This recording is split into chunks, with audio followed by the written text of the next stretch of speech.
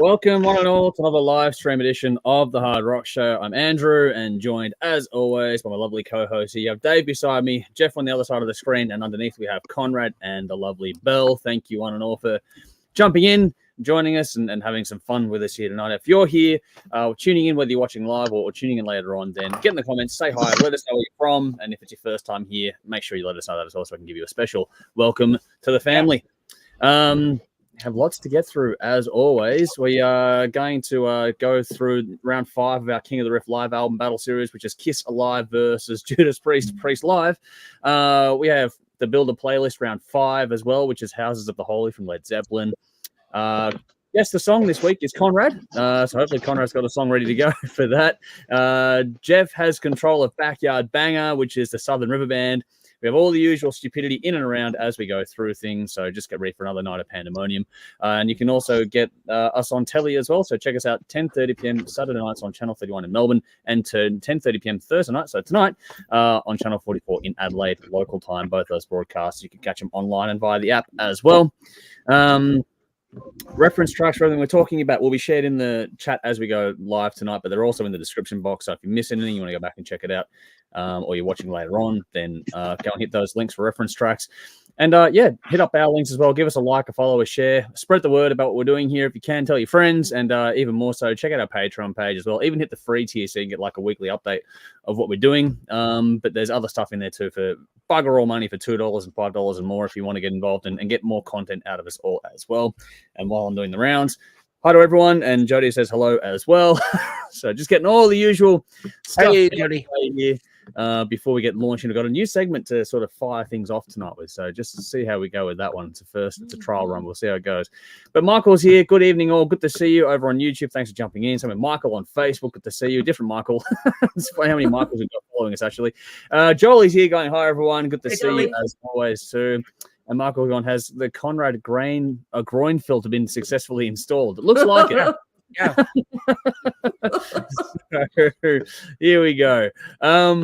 All right, so I think that's about it. We've done the preamble. If you're tuning in later on and you're not quite live with us, we do appreciate you taking the time to check out anything and everything as well. And always just keep following us on social to get all the extra little bits and pieces like the polls and that make up a large chunk of what we're talking about here in the things we go through. Jolie's gone, including Jody. Yes, of course. Thank you for that. And Rowan's here too. Good to see you. Good to get the regulars in. Again, if you're new here, say hi and let us know where you're from. All righty. Before we get to the songs of the week, I'm going to take over for a minute here and go. We used to do this thing way back in the early days of the show called the Hard Rock Happenings. And it's always been this thing where it's been more of like a news service, quote unquote, for everything we're doing. We had a chat after the stream last week. We decided to bring something like that back. So I'm calling it the Hard Rock Happening segments. And it's basically, here are 5 things we think you need to know about right now. So kicking off, number 1.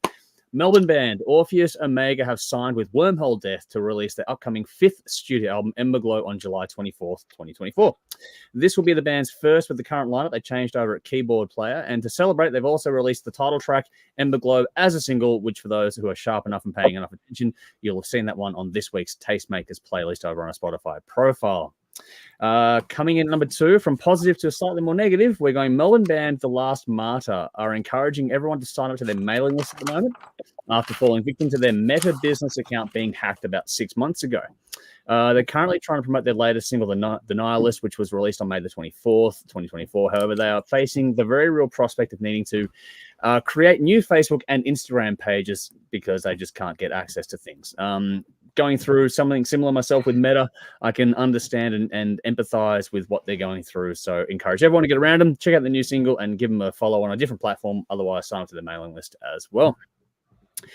Heading overseas for the next few now, Sex Pistols are reuniting to perform 2 fundraising shows at Bush Hall in London, but there's a twist. They're doing it without Johnny Rotten. Stepping in for these shows on vocals, Rattlesnake frontman Frank Carter. The rest of the band is the original lineup, however, and they are planning to perform Nevermind the Bollocks, Here's the Sex Pistols in full. So that's an interesting little one there to kick things off. And going over to the state side of things now, Lizzie Hale has officially finished up her run of shows with Skid Row and has confirmed she can't commit to anything more permanent than that. She does hope there will be some opportunity to collaborate again in the future, but reports are now that Skid Row are back in the hunt for another vocalist and looking at someone younger, lesser well-known, quote-unquote, to fill the void. But let's be real here. Surely Skid Row are going to make an announcement about something tomorrow. Oh, we'll see. Maybe they've got a not Sebastian. No, I know. Probably but, a live album or something. Yeah, I know. But if they're not going to do it now after Sebastian Bach's released that killer album, it's never going to happen. But anyway, that's that. And the final one for this is going to be rock icons Queen are reportedly in talks to sell their entire catalog, including all rights and intellectual property. Sony are apparently in the hunt. There are other people as well, but Sony are using another investor as well. And the price is rumored to be somewhere about the $1 billion or £790 million mark. Stay tuned for more information as it comes about, but it does beg the question about what will happen in the future as these legacy acts get their discographies and rights snapped up by labels as bands basically do go into complete retirement. But if this deal does go ahead, it will break the previously set record of 500 million or 393 million pound Sony paid to get Bruce Springsteen's catalog a few years ago. So that will be a record-breaking deal. All right, to close out this segment, here is a little list of what is due out this week and including tomorrow. So on June the 4th, Alberto Rigoni released Unexpected Lullabies. On June 6th, Holy Side released Towards Idiocracy. And then tomorrow's list is quite big. You have Apocalyptica releasing Plays Metallica Volume 2. Bon Jovi is releasing another solo album, Forever. Candy are releasing It's Inside You. Cactus are releasing Temple of Blues, Influences and Friends. Carnivore are re-releasing their self-titled album. Dark, DVRK, are releasing Infinite Reminiscence. Enter Shikari are releasing Dancing on the Front Line. Evergrey, one of my favorite bands, are releasing their new album, Theories of Emptiness, tomorrow. From Ashes to You are releasing Blackout Deluxe. Grand Slam are releasing Wheel of Fortune. Holy Mother are releasing Rise. The Who, a band we love here and have had a lot of love for in the audience side of things, are releasing Live at Glastonbury tomorrow. Huntsman are releasing The Dry Land. Insect Arc are releasing Raw Blood Singing. Issa from Frontiers are releasing Another World. Kurt Froelich is releasing an album called 1977. Loverboy are releasing Live in 82. Missing Link are releasing Watch Me Bleed. Mithraeum are releasing Oblivium Eternum. Nightmare are releasing Odio Deus are releasing Spiritual Syphilis. The Omnific, a Melbourne band, which is a drummer and 2 bass. Fantastic band. The Omnific are releasing their new album, The Law of Augmenting Returns. Rendezvous Point are releasing Dream Chaser. Sattery are releasing Unspoken. Sect have Plagues Upon Plagues. Severe Torture are releasing Torn from the Jaws of Death. Ulcerate are releasing Cutting the Throat of God. Umbra Vitae are releasing The Light of Death, and Void Gazer are releasing Dance of the Undesirables. That is the list coming out in the next 24 hours or already out now as you're watching this one. So that's a massive, massive list to go. I just want to say there's some fucking terrible band names there, and the album titles are not much better. No, I just go through everything, man. I make a big list and go, here's what it is, just from what I see. I know. It's been a trend in the last 5 or so years. Yeah. Just really fucking bad names out there. I know. But there are some things to get excited about in there. Evergrey and Loverboy. Loverboy for Jeff. So get in the comments and let us know what excites you the most this week. Vinny's here saying, evening gang, long weekend loading. Remember, if Carlton and Collingwood lose, Australia wins. Well, you can stick that right where it fits, Vinny. And Stonetrip. We are getting to Stonetrip. They are coming up very, very shortly. All right. On that note, it's a good segue to songs of the week. So let's keep moving. Shout outs first and foremost. So congrats to Riff Raiders for lasting as long as they did. They got over like 3 or 4 weeks in. They finally got knocked out over the last week, but they did very well for the record-breaking run so far. Yeah. Instead, Ghost are back, still there in going to their third week with their live version of Absolution. Going into their second week, we also have Victory with Count on Me, New Horizon, King of Kings, and Eyes Like Midnight Digital Deity. So those ones made it through for another week, which was pretty cool. The newcomers rounding out the top list this week are Taria with Van Canto, Anti-Rumor Death coming in at number 8. Ancients made it to number 7 with their new single Melt the Crown, and Ironstone out of Australia, as Bendigo, I think originally, came in at number 6 with their latest track, Death So Grim. All those things being done. Well, hang on quickly. Vinny's gone, how do you guys come up with a name like Void Gaze? It wasn't Void, it's Void Gazer. So you can, I don't know what you're going, Vinny, but Where's anyway. your mind, Vinny? Vinny. Anyway, time for the top 5, which means first up, we're going to throw to Dave. I'm going to put the link in the comments, and it's also in the description box. So you can go and check it out there, but it's going in the comments now. For this track from a band called Bloodorn, the song Let the Fury Rise. This is the title track from the debut album released May 24th, 2024 by Reaper Entertainment. This band features members of Serenia, Silent Winter, and Freedom Call, all from various European countries. This one was nominated by Michael and made it to number 5 this week. So, Dave, it was assigned to you. How'd you go? Okay, this is cool. Second song I've heard from this band, actually. They have lots of energy, impressive playing. It's full-on bombastic power metal. There's some space in the compositions, which makes the heavy parts have more impact, which is cool. You've got to take your foot off the gas for a moment and then slam it down. That's very well done. Singer's got a very powerful voice, and most importantly, for me at least, his vocals are coherent. A lot of crap out there these days. Lyrically, it's nothing special. It doesn't feel cliched, as a lot of power metal lyrics can be. You're not going to get some deep worldly insight or philosophical ideas from power metal, but it's fun, upbeat, and it's a great way to ignore the day-to-day misery of the world and think about killing some orcs. That's all the fun right there. The instrumental section before the solo, that's pretty cool. It takes things down a notch before building back up before and during the solo, and shows they do know how to put some dynamics into their composition to maintain interest. The song is refreshing and very well done. However, after hearing 2 songs of this band, which are pretty good, I decided I'd put the album on. First song is pretty cool, similar to the 2 songs I know. And the second song, similar. The third, the fourth, the fifth, and hey, the roof needs a coat of paint. My attention's drifting.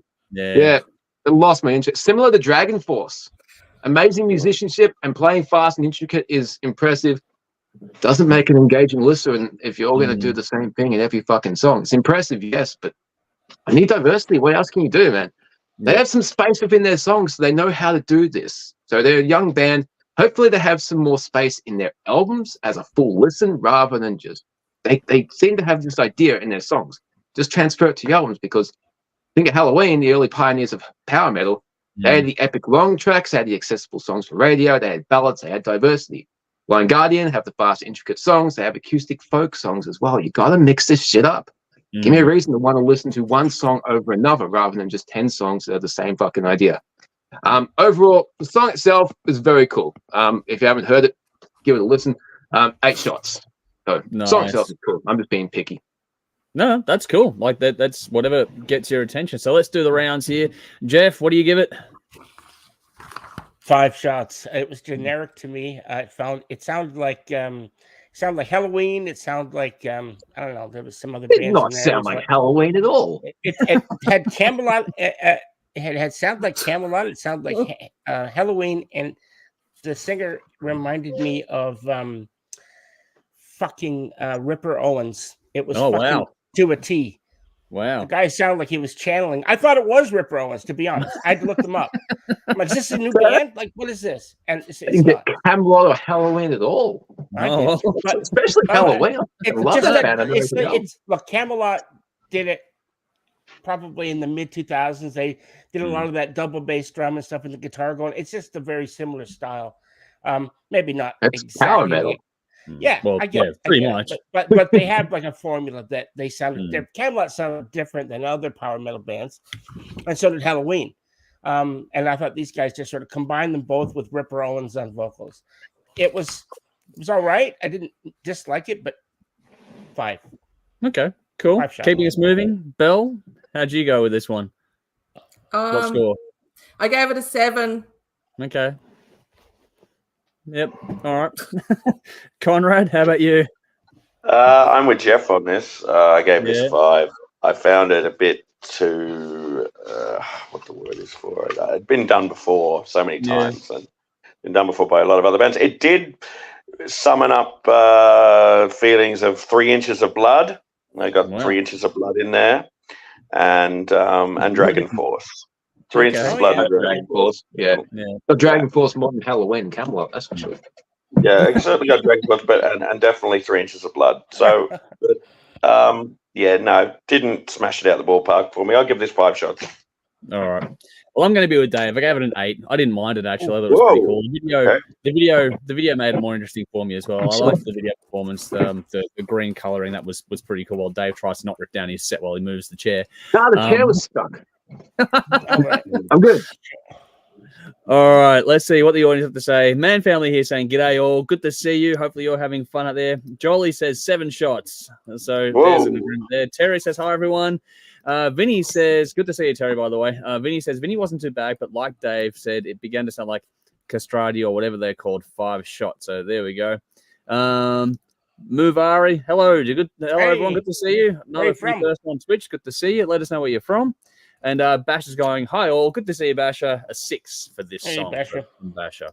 Alrighty, time to move on to number 4 this week. And this one was assigned to Jeff. So in the comments and the description box, you're going to find the reference track, Beautiful You from Melbourne band Stonetrip. This is the latest single from the band, released May 17, 2024 via Golden Robot Records. It's the first offering since their stunning debut album Run Free in 2023. And it's the first release with a revamped lineup as well. This was basically a top-up track that I selected from an Aussie list that I've got. And it did well enough as a random selection to go into number 4 this week. So I was pretty happy with that. So over to you, Jeff. How'd you go with this one? I love this song. I thought this was really, really well done. And I didn't know who they were. I don't think I'd ever heard them before, to be honest. So I was like, oh, okay. And then I heard the vocals. I'm like, fuck, is that Glenn Hughes? Because it sounds like Glenn Hughes. I get what you mean, yeah. Yeah, it had a very similar thing. And so I really, really enjoyed it. I looked them up and, read about their bio and stuff like that. And I was like, wow, I was really impressed. The song has a very, it's melancholy. It's got a real nice, it just kind of flows. And it's got, it's got almost a laid back sort of power ballady sort of thing, even though it's not, I don't know if that makes sense. Yeah.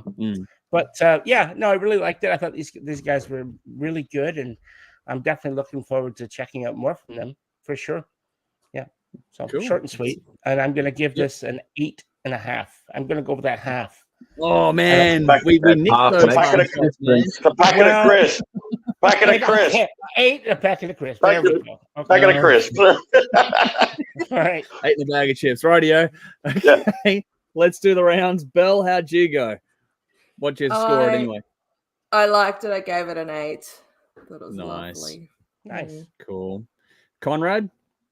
I give this a 6. I'm a bit more reserved on my judgment here on this one. So, yeah, 6 for me. 6 shots. Yeah. All right. Yeah. Cool.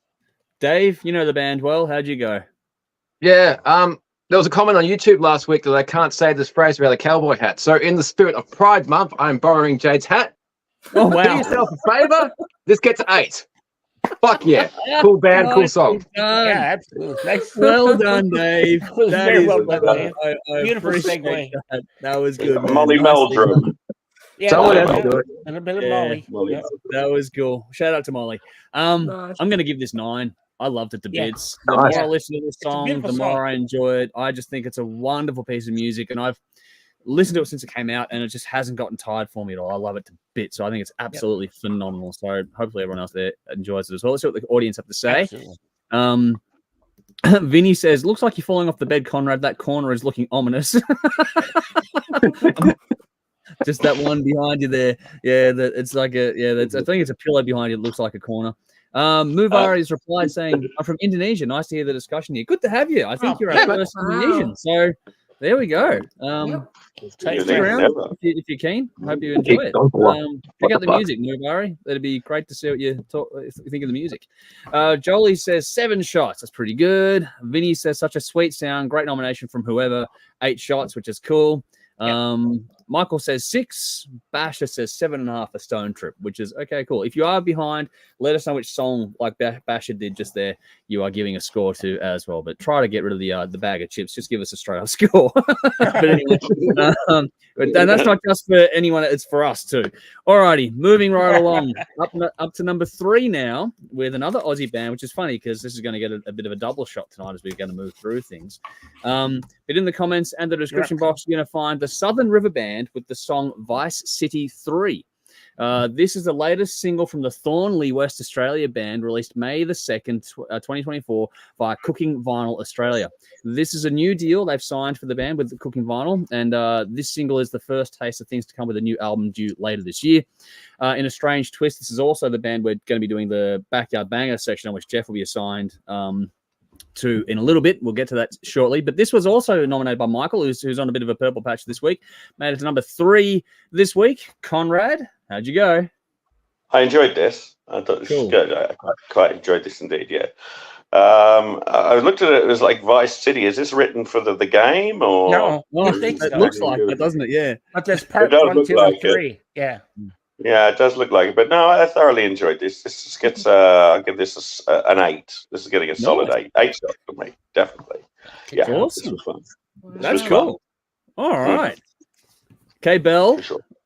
Are we going to get 2 for 2 out of you guys being the hard markers? How'd you go? Oh, I'm surprised that Conrad giving something an 8 is like Conrad giving us giving something a 20 out of 10. Yeah, that's right. Massive. Oh, come on, I'm not that bad. Yes, you are. Yeah, you are. Very hard. Sitting on your throne. I have some harsh weeks, but I'm not as bad as you, mate. Yeah, I thought these guys were great. I gave it a 7, but Okay. I thought their album was better. But anyway, We'll get to that. Yeah. Jeff will talk to that. Yeah. Indeed. All right. So, Jeff, a little spoiler. How'd you go with this song? Don't give away much for your upcoming little section. But No, yeah. not going to give away anything. I'm going to give this song as a whole, just this song. I'm going to give this 8. Okay. Cool. It's a very cool song. It's a very good song. It grabs you right off the bat. It's got a killer riff. The vocals, the guitar, everything. Although I will say, having watched the video, I wish the drummer would crack a smile for once. He just everyone else does, yeah. Yeah. It's like, but other than that, I don't know what he's thinking. But look, fuck that. It doesn't matter because it's just great. So yeah. Hey Jeff, did you notice their guitars were plugged in? Yeah. Yeah. I have spoiler alert. Anyone knows that me. Yeah. I fucking can't stand fucking guitars not plugged in. Drives my head in. Don't go to a One Direction concert, dude. Yeah. All right. Dave, your thoughts quickly? Yeah, this was cool. I'll give it an 8. And as Molly would say, do yourself a favor or have a friend do it for you. But yeah, this band's cool, song's cool. Friend do it for you. Oh wow. Reach around for Dave there. Thank you very much. Innuendo. Yeah, we That's got the pink previous on. album, Dave. Yeah. I'm gonna go high on this one too. I gave it 9. I loved it. This one, the more I listened to it, the more I fell in love with it. It's one of those ones where it was cool to begin with, but you spin it a few times, you're like, hang on, this has got some real meat on the bone. And that guitar solo, it's one of my solos of the year so far. Such a great little showcase. I know it's both of them playing it, but it's a great solo section in that song as well. So I enjoyed that one quite a lot. Audience, Basher says 9 shots for this one, which is cool. Man Family say great tune, it rocks. Vinny says so much fun, 9 shots. We're getting a lot of love for this one here. Wow. Michael says, when I heard this, I thought the vocals remind me of the Cult. 8 self shots. There we go. Wow. Jolie with an 8. Michael with an 8. This is cool. And Blueberry's going, you guys are so fun, which is nice. Thank you. I'm glad you're enjoying. We are having a blast here. So I'm glad you're here having a bit of a laugh with us. I tip my hat to you, man. That's cool. All righty. Next up, this is going to be interesting. I wonder how this is going to go. So next up is in the comments and the description box is Belle's assignment for this week. Coming in at number 2 was Sebastian Bach with Hard Darkness. This is from Child Within the Man, released May the 10th. The album was 2024 via Raining Phoenix Music. Spoiler alert, the album is one hell of a listen as far as I'm concerned, but there is a review coming up on that. Jeff and I are going to sit down and do that soon. Is it out? Is the album It's out? out, and the album is It's out. Go and listen to it. I Listen think to it, you'll man. enjoy it. It's worth the decade-long wait for the album. It's a fucking Indeed. beast. It's a decade since that last one. Wow. 2011, actually, 12 years. Yeah. Holy so Shit. it's been a long 13. time. But this 13 album, years. Jeez, I can't even count. worth, Yeah, thanks, Bill. none of us can, man. It's all right. But it's worth the can. wait. The album, I fucking love it to bits. It's a spoiler alert for that coming up. But I don't think we need to introduce Sebastian Bach to anyone, do we? Let's just say that each time one of his songs has been nominated by Jolie, who nominated this one as well, it's gone pretty well in the polling, and this one is no exception. It got to number 2 this week, so well done, Jolie. You keep putting these songs forward. They keep going well. So, Belle, with all that, over to you. Your thoughts and score on this song. I don't know why you were. I don't know. You introduced it as my song with trepidation because I'm playing the game. I'm playing the game. game. I'm stirring because I can. I liked it. It's Yeah. surely not surprising. I did. I liked it a lot, actually. And I'll just run through what I've written down about it. I love how it starts with quite a unique sounding intro, and then bang straight into the cool and layered vocal tracks. And they were, I didn't catch it on the first time around. Not really, I didn't tune in, but they were quite, a lot of attention was put into the vocals. But, you've got arguably the world's, one of the world's best rock vocalists of our time. You want to pay attention to the vocals. So not surprising, but it was cool. The effects they put in it, the layering, all the tracks, echoes here and there. You can't have too much Baz, right? No, not really. Not when he's doing this.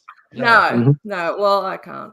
And so Hard Darkness, I thought was the perfect title to this song because it is both hard and dark and super edgy. Okay, so I'm not familiar with Sebastian Bach's catalogue.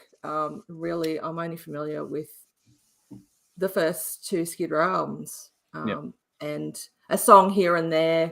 Other Skid Row. You wouldn't be alone stuff. in that. Yeah, that's all I was kind of vaguely aware he had a solo career. I just haven't been tuned into it, but that should change because The last album has Axl Rose on it. I didn't even know that. That's massive. Last album was pretty good. Before that, it was a bit hit and miss, but this album is fucking. Okay. Yeah. And you know what else, Belle? He's Canadian. Yeah.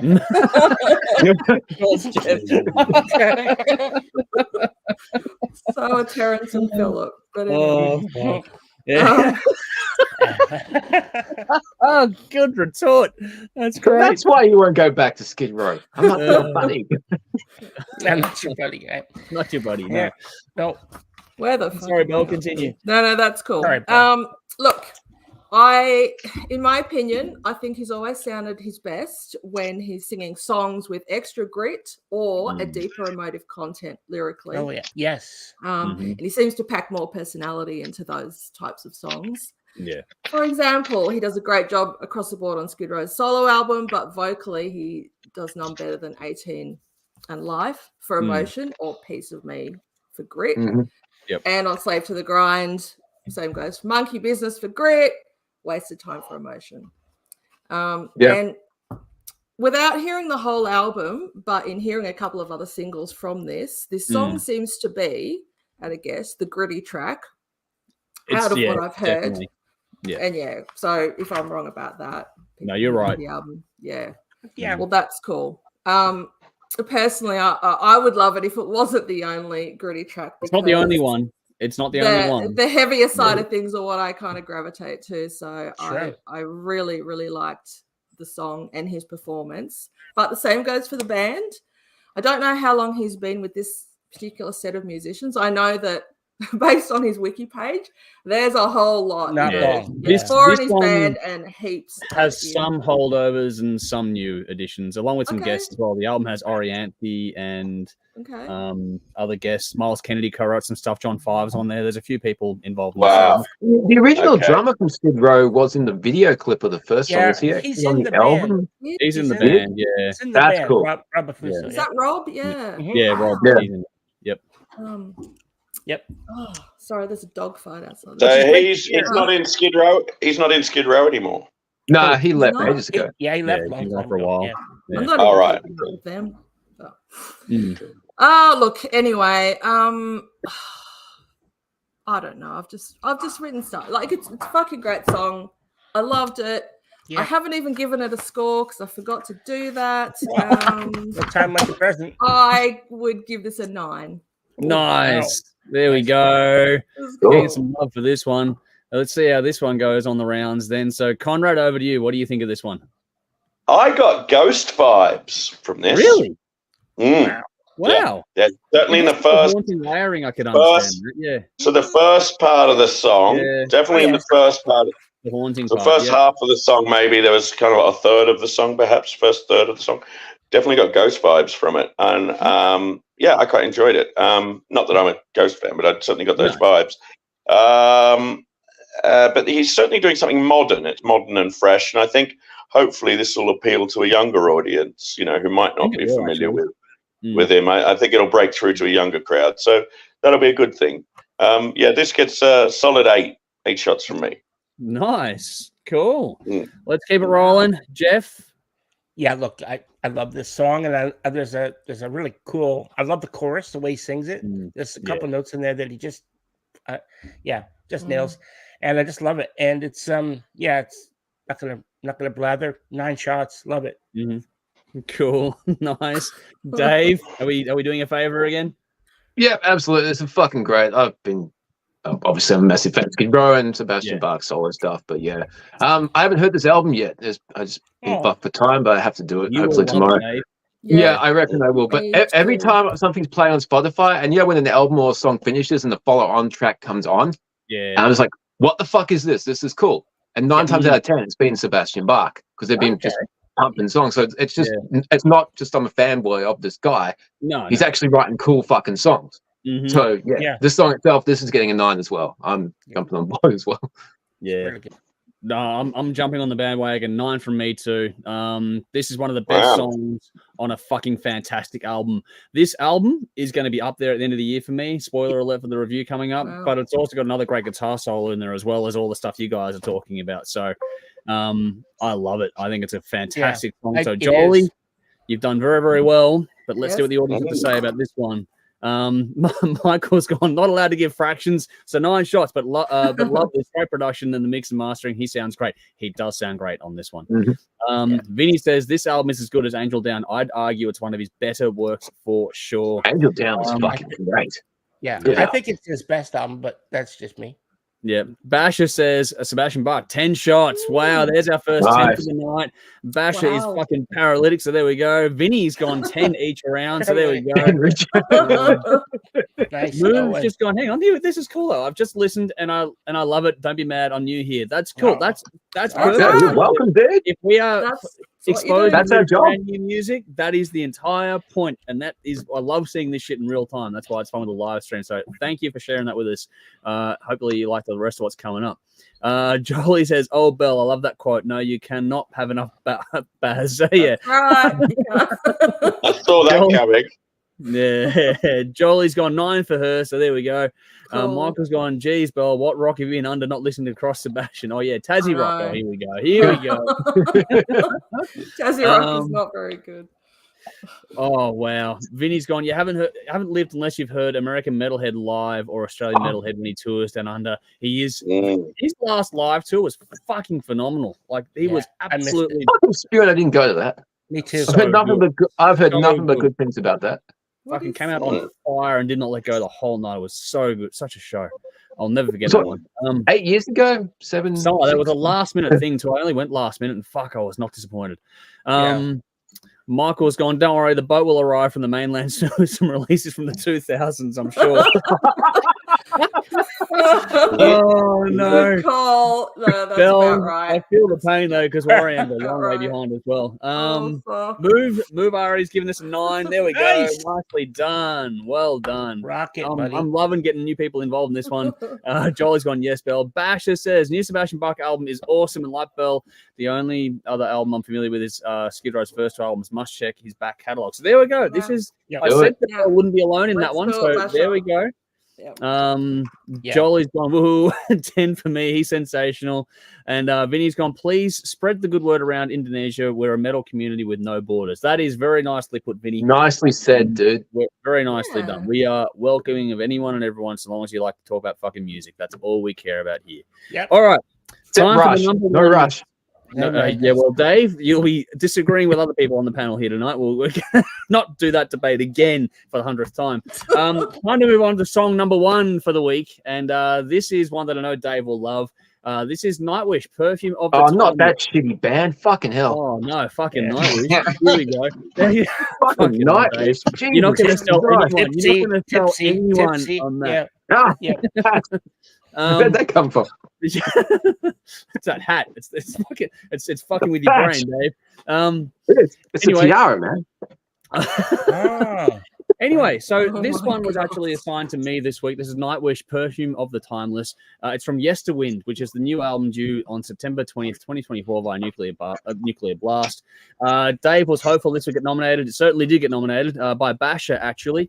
It took number one spot by a fair margin this week, and it will be the Finnish band's 10th studio album when it's released. But this is the first song published by the band with new bassist Jukka Koskinen since the departure of Marko Hietala. In one way or another, Dave has informed we have covered pretty much everything this band has done aside from maybe 2 albums. I think we're missing so far. 2 albums. Yep. So time to see how the number one song went with me this week. And this was really interesting. The video itself, it's funny because you've got to really almost take the video and the song as almost separate entities when you're listening versus watching this one, because the video has a lot more impact than the song alone does. Not in a negative way, but it's just you listen to the song, okay, it's got impact, but the video goes, okay, it takes it to another level. It packs one hell of a punch when you get into it. The album is meant as a continuation, apparently, of human nature and psychology of albums overall, which is cool. This does flow on nicely from the last album that Dave and I reviewed a few years ago now.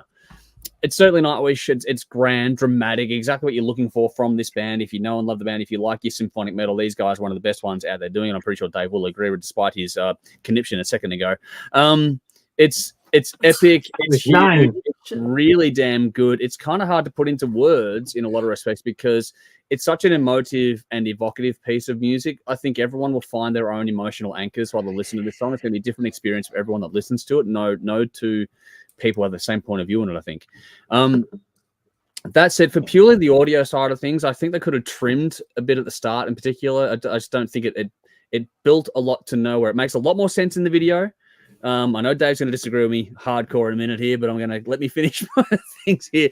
But I think that just to make it a single, they could have just trimmed it a bit there and just gone straight to the punch near just before the riff comes in. There's a sort of a keyed part, which I think they could have gone to that and just gone from there and built in nicely.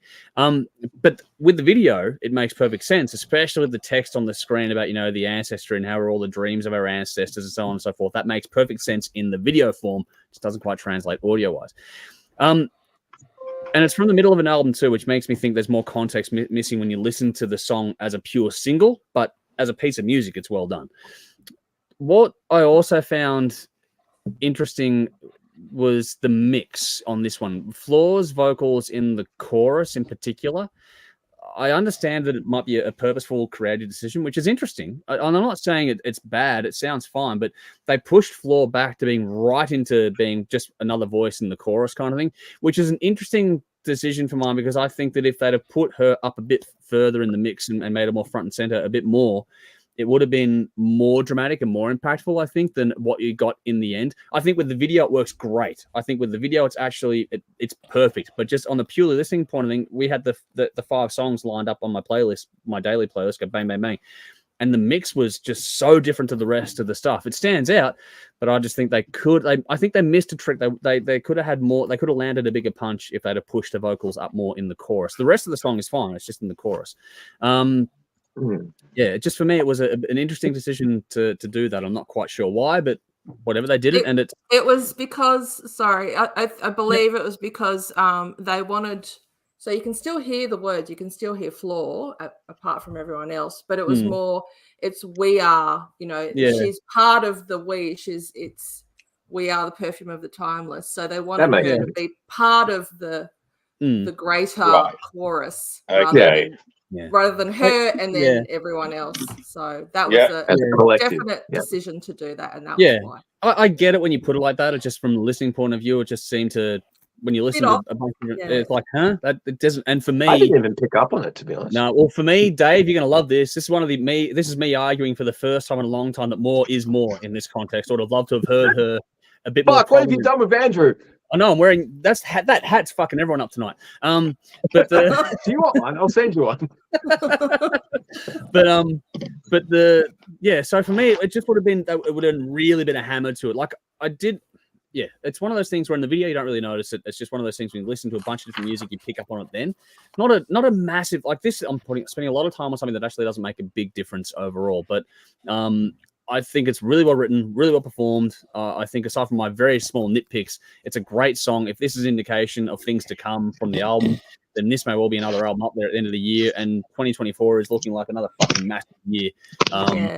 It's looking pretty good. So I'm going to give this a 9. I'm still going to give it a 9, despite all my things there. I'm like I said, they're small gripes. They're just things I wanted to put into context because I think the video has more impact than the listen, but it's still a great piece of work. So 9 from me. Dave, over to you. Okay, yeah, you knew I was going to have to say something. I won't crap on. I knew. Too long. Yeah, but yeah, I mentioned a couple of weeks ago when it was my son's birthday, and I also listened to the song live. So I heard the song. And I heard the video later on. Interestingly, the day before when we did the stream, it was a Nightwish album for the live stuff.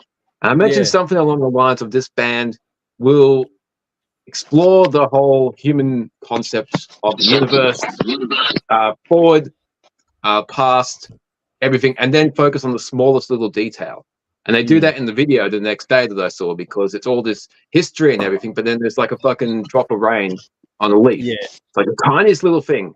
And one of my favorite lines from any movie is from The Crow, where Eric Draven says, "Nothing is trivial." Fucking love that line because everything is valid, everything has meaning. And that's part of what this band is so special about because Thomas seems to notice that there is a massive grand picture out there of lots of things that we will never know. And then the tiniest little thing is what is also important. So finally, somebody else in the world is as fucked up in the head as I am, and they think the same way. This was certainly worth the wait. It's been 4 years since we've had new Nightwish music, and a lot has changed in the world and the band. It still sounds very much like Nightwish. It's a very next step in the progression. It's the next diary entry in the mind of Thomas Halapanian, who seems to just portray his life and his thoughts in his albums. It is a glorious thing that he can share and still be a very private person. It's a very unique line to walk. Thought-provoking lyrics, as always. We've had albums where Thomas has been pouring his soul out and has done a lot of work on himself with the whole Dark Passion play, once Imaginarium section. He's dealt with all his shit. He's paying it forward now. So Human to Nature, this upcoming album, he's moving on. He's seeing the people, he's seeing the world, history, future, everything, universe, all together.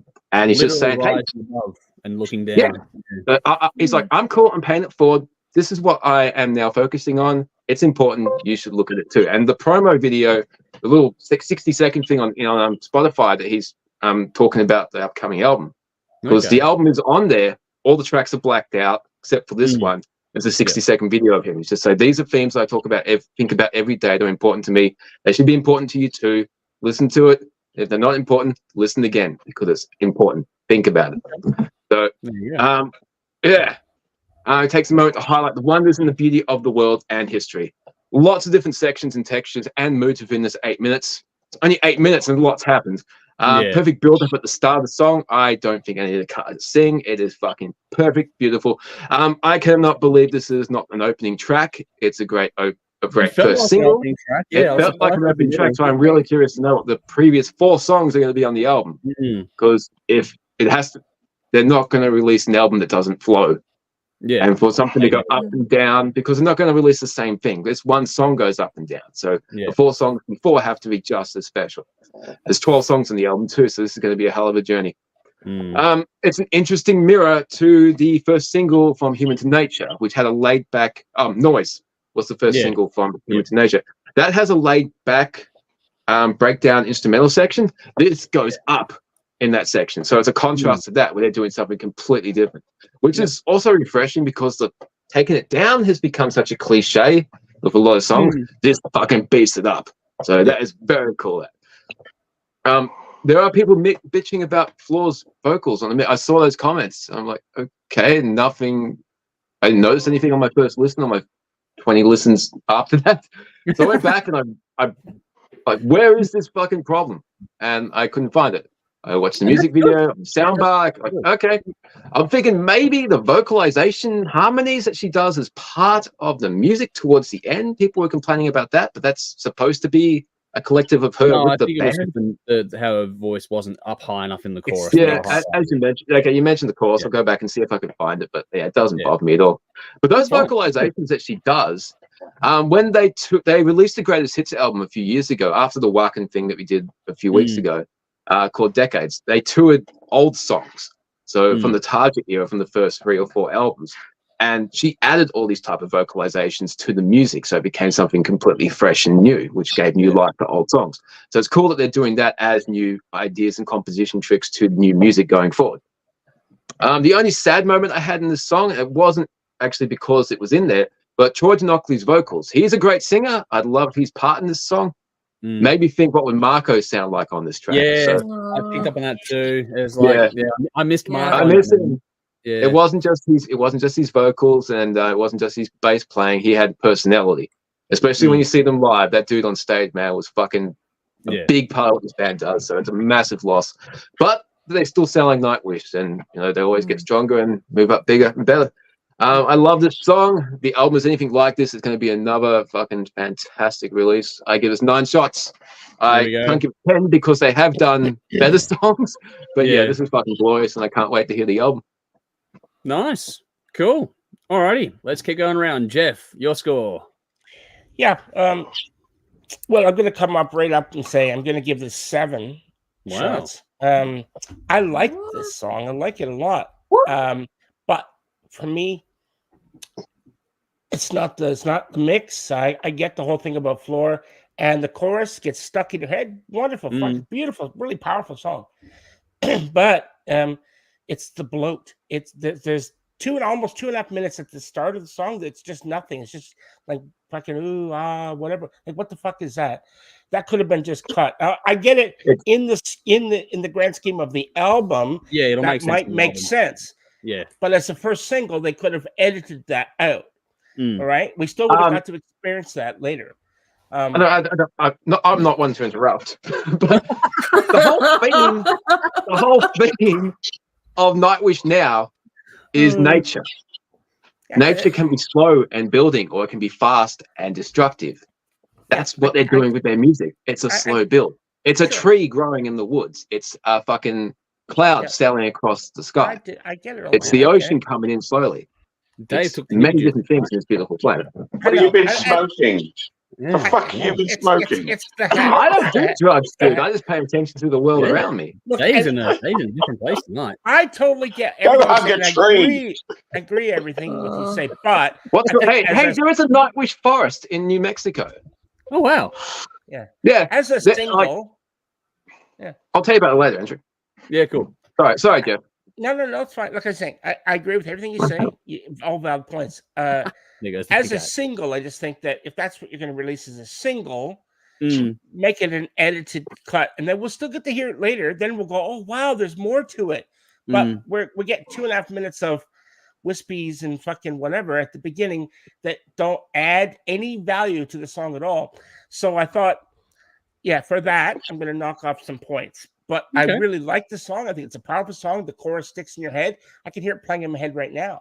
And I Floor is my favorite vocalist from the band ever. So I just, and that's saying a lot because they've had some, the previous 2 vocals. Have you heard Thomas sing?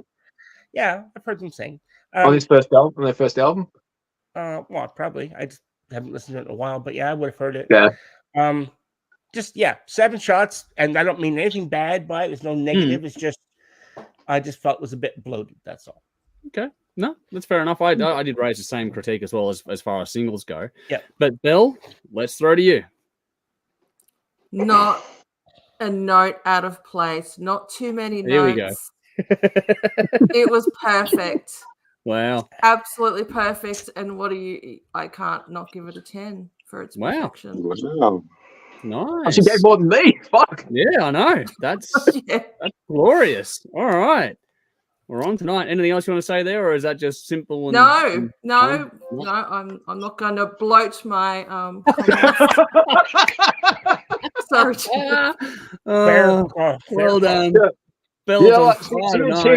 She achieved more than what I did with 10 minutes and 10 seconds. Well done, Bill. Comments. Well done. All right. Final call, Conrad. This is. I quite enjoyed this. This was good. This is interesting. I think it's certainly something different. I haven't heard. There was something different in this that I hadn't heard from Nightwish before. Yeah. I couldn't quite put my finger on what it was. Maybe it's because certain person is missing and it does sound different. But I don't know. There was something a bit more modern. Maybe something a bit more modern about it. That's a bit sort of brought up to today. I don't know. It was something modern and fresh about it that I hadn't heard in Nightwish's music before. So maybe they're moving with the times a bit. I'm not saying that they were ever behind the times by no means, but this is certainly like a more modern sort of sound, something about it, had a modern feel to it. I'll give this 7. I'm still not. It didn't smash it out the ballpark for me, but it was nevertheless impressive. Yeah. Hey, Conrad, just for a moment, can you just say I'm melting away? I'm melting. Clip that. Oh fuck! Here we go. Sorry, I mean, say about this song. I'm comfortable. I'm comfortable. Max and that's all right, man. Very comfortable. This is what Porsche season looks out at you. Yeah, very comfortable. We've had worse views. I'll take this one. Right, Basher says Nightwish 11 shots. So Bash is out. Bash is going off. Michael says 8 shots. Love the song, but the online critics on the video premiere complain Floor's vocals too low, hard to understand. I crank it loud reference, but on several listens, I do agree her vocals get lost a little. Vinny says 8 shots. Nightwish is slowly filtering into my playlist like moss. It's growing on me. So there we go. That's actually nicely done there. Cool. Michael says, I found in the verses this was a problem. Interesting to see if Andrew's feedback on this if he agrees or not. I had the chorus in mind. Michael says 8. Brett Martin's here. Good to see you, buddy. Hopefully you're keeping well. He's gone, Tassie is the best place in the world. So there you go. He lives. Is that one of your friends, Phil, or is that one of my your friend? Is he up Lonnie? He lives in Launceston. Okay, there we go. Now, okay. Northerner. How's that Bogues, Brett? How's that Boags going for you? Wow. Oh, wow. Michael's gone, clip was amazing, loved it to bits. Muvari has gone, this song is calming and ominous, gentle and violent at the same time. Beautiful. Exactly. Wow, that, Muvari, Lovely. you can hang around with us all the time. This is fucking great. Got a new friend. Join us. 9 from Muvari, which is cool. Jolie says it's a beautiful video, an 8 from Jolie, and correct Andrew. So there we go. I'm not sure what that was about, but I said something right. Elliot says, love Nightwish. This is only okay. 6 for me. Good to see you, Elliot. Thanks for jumping in tonight. Your first comment here. Jolie's gone, it was a beautiful video. Showed me the circle of life was awesome. Vinny says, give me Stephen Hawking vibes in that position, Conrad.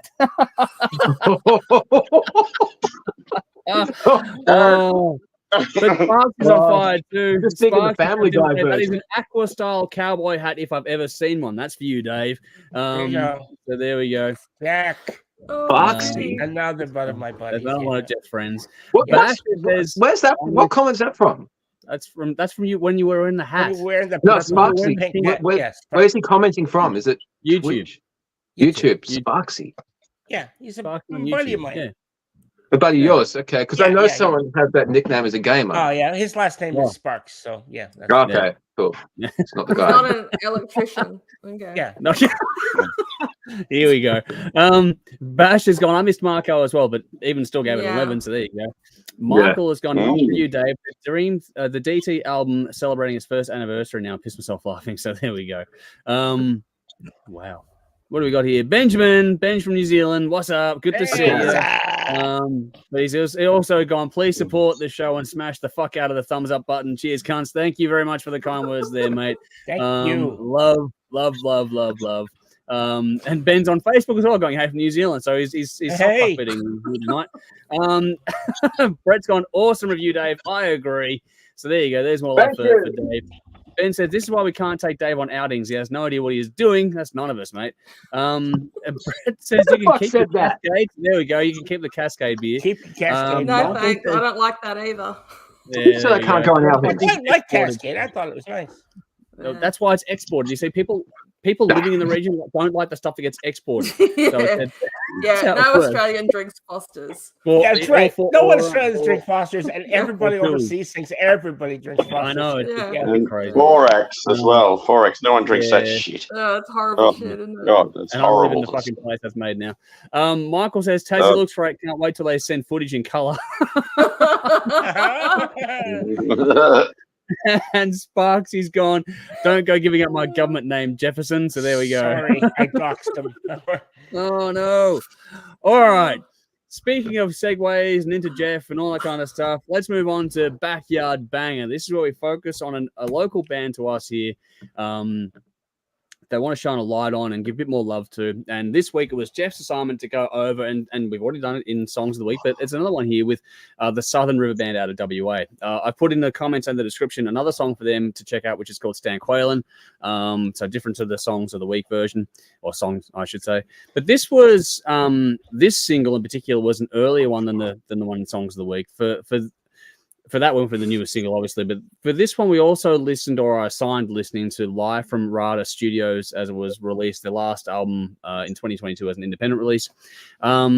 It's a live album. It captures the band's vibe overall. Not a lot we can plug about these guys currently for Australia because they're over in the UK and EU doing a tour at the moment. Their last date is in mid-July or early July.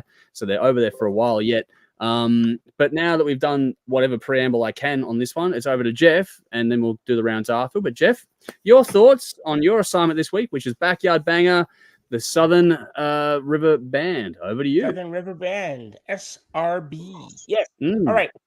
Look, as I write this on June 6th, I wrote this today, the band is actually playing in Sweden on their Stan Qualen EU UK tour, and that show is actually sold out, which is great. Yep. So when I heard that I was going to be given the honor of highlighting this band for our new featured Backyard Bangers, I was actually quite excited. Now, this band knows how to rock, but more than that, they have a rock and roll awareness that seems to transcend the song itself.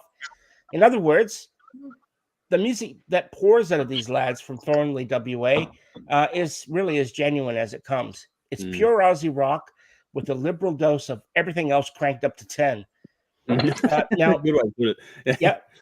Now, describing SRB's sound is actually quite difficult because one listen to their last full-length album, which was Rumor and Innuendo, and I did listen to the live album as well, but you'll hear that what comes out of your speakers is like a warm feeling that you get when you meet up with a long-lost friend. You can't wait to sit down, have a drink or three, and reminisce over old times. That's the feeling I got. And I could hear so many musical influences as well. And it's funny because as I'm listening to them, I kind of had memories coming back and flooding back into my head as if I'd been listening to these guys for years, except I haven't. It's been a few weeks at most, really. That's amazing. So, and when you factor in their many musical influences that they've got, you see that this band has, and it has, they should have really come as no surprise that the music that you hear is spectacular.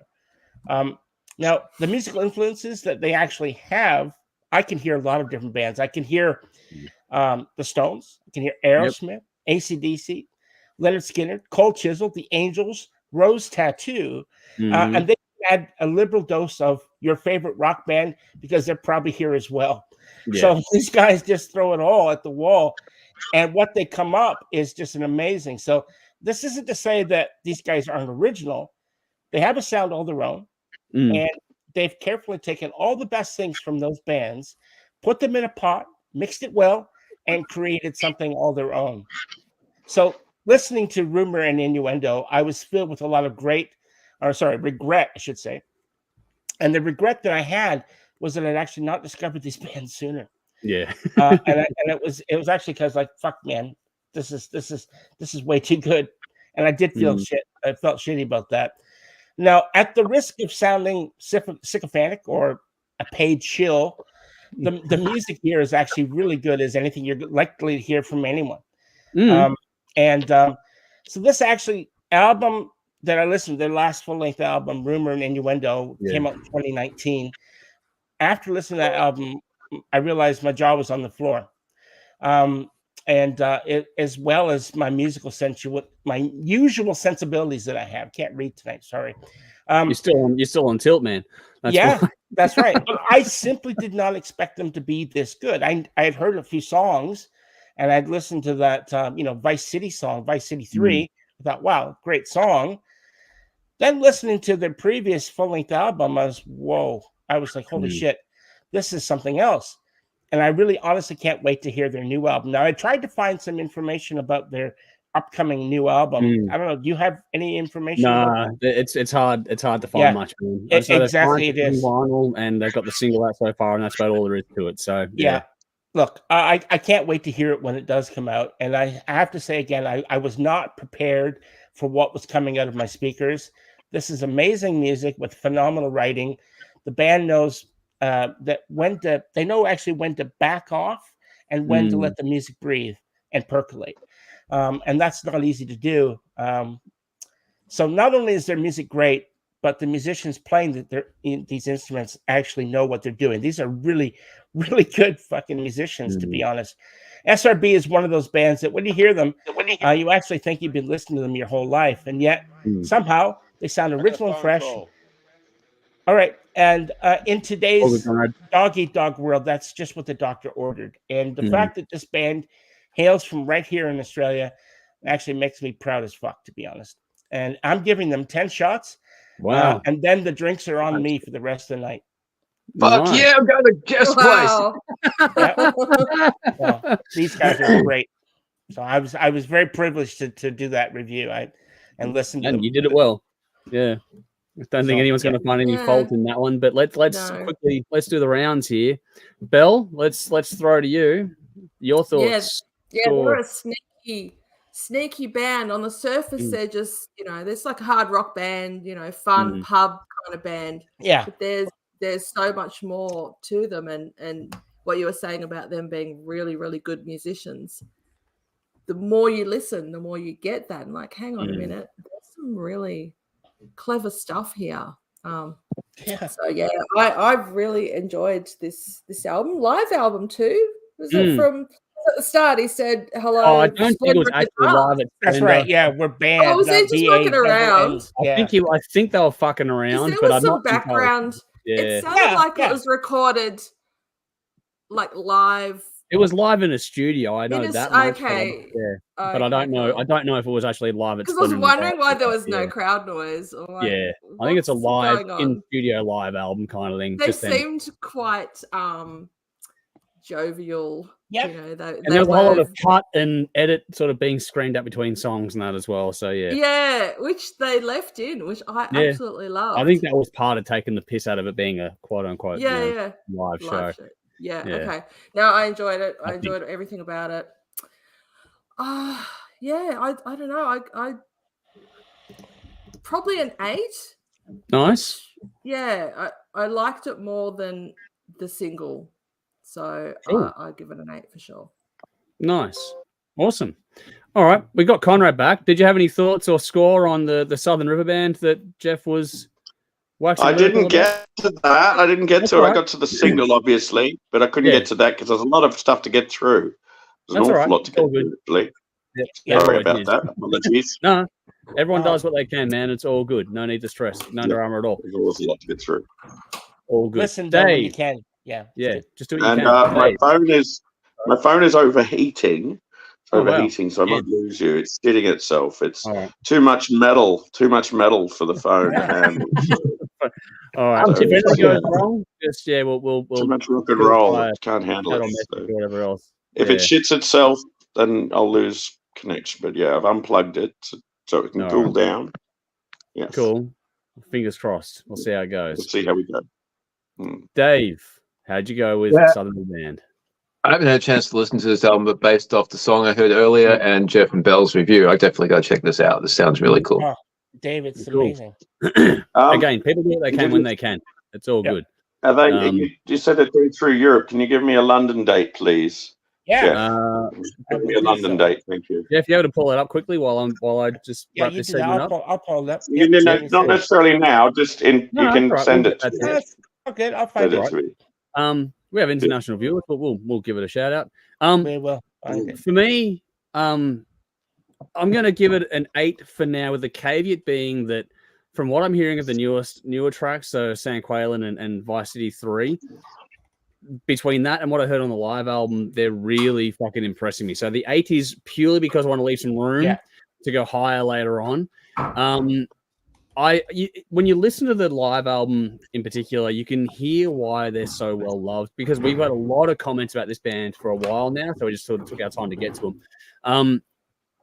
But they are great at what they do. They have leaned into everything good about the blues rock side of things, so the straight up Aussie, old school pub rock that you love, while keeping things fresh, current, and vibrant. And that's the thing about it; it's all vibrant. Like Jeff said, you said it best. When you put these guys on, you feel like you've just walked straight into a comfortable home. Like you just feel straight at home from the first note.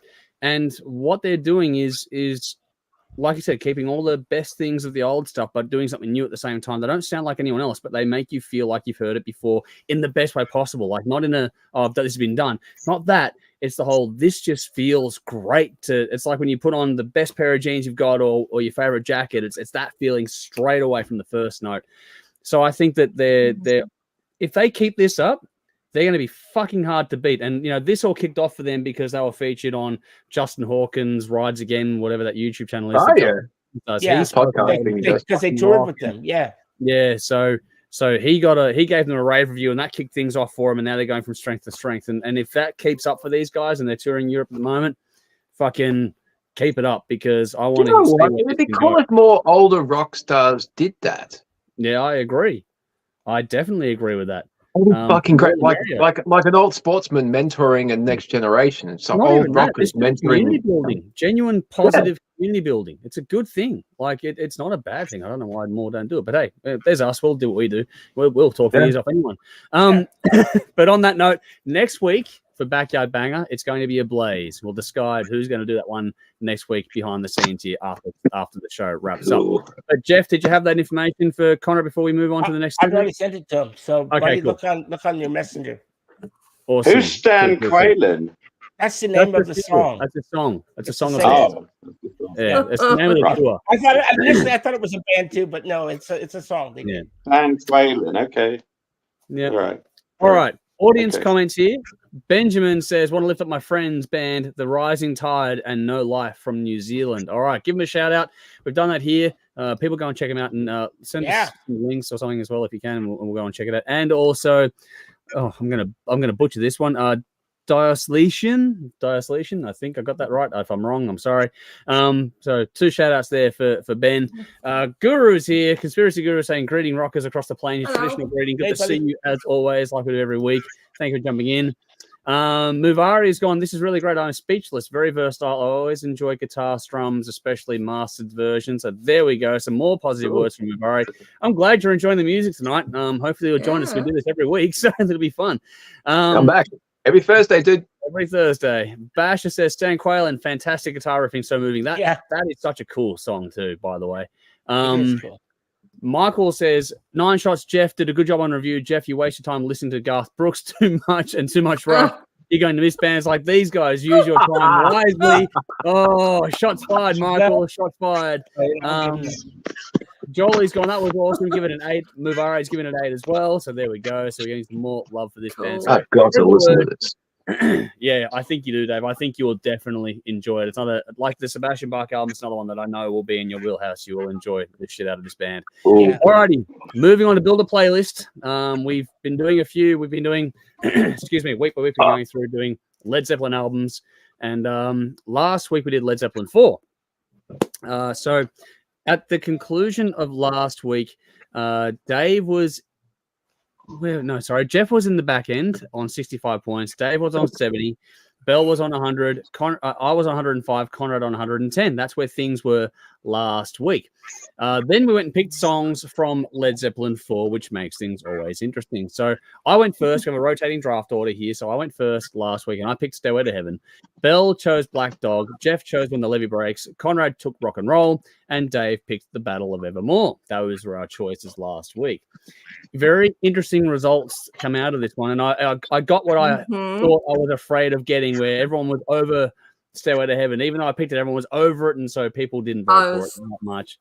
It was a surprise. Poison fucking great last week to get that vote for. first Wow, pick. I didn't know that. That's crazy. People voted for it, but not as many as did. So but that said, I didn't do the worst. So Conrad, unfortunately, he brought in the lowest amount of votes last week, so he gets 10 points for his efforts. Dave, you and I actually tied last week. We both get 25 points. I got 25 points for Stairway to Heaven, and you got 25 points for Battle of Evermore. So I can officially say no Stairway denied.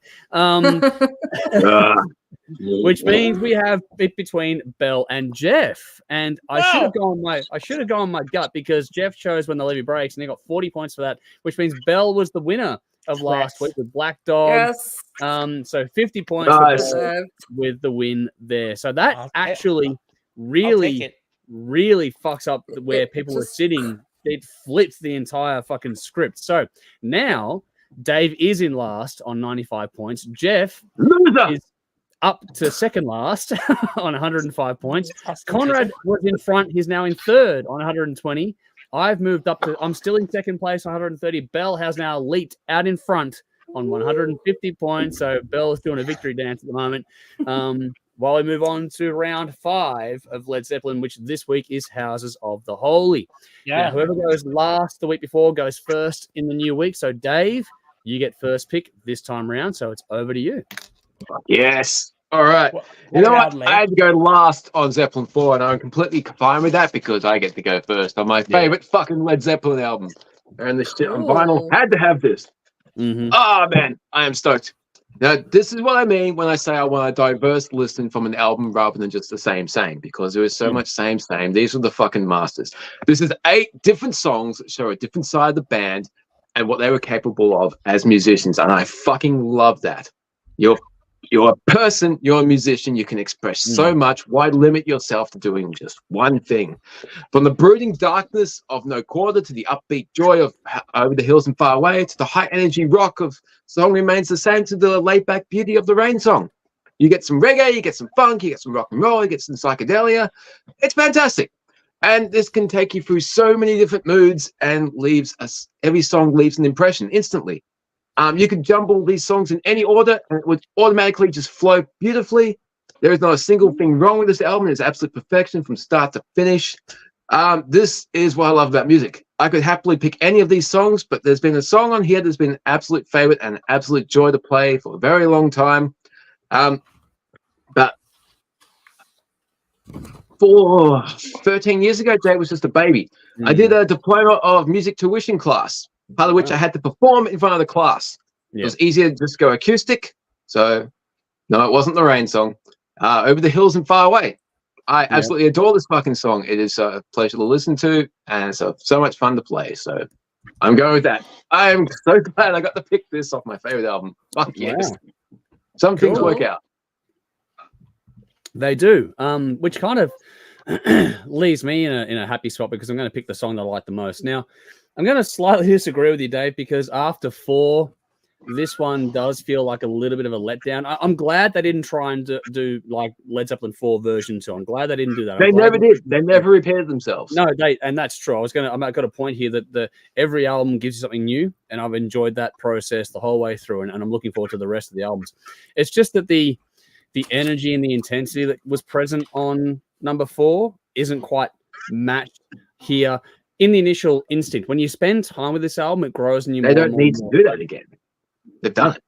I know, but I'm saying that it's funny because we're going week to week to week, and so that always changes your perspective on when you listen to things.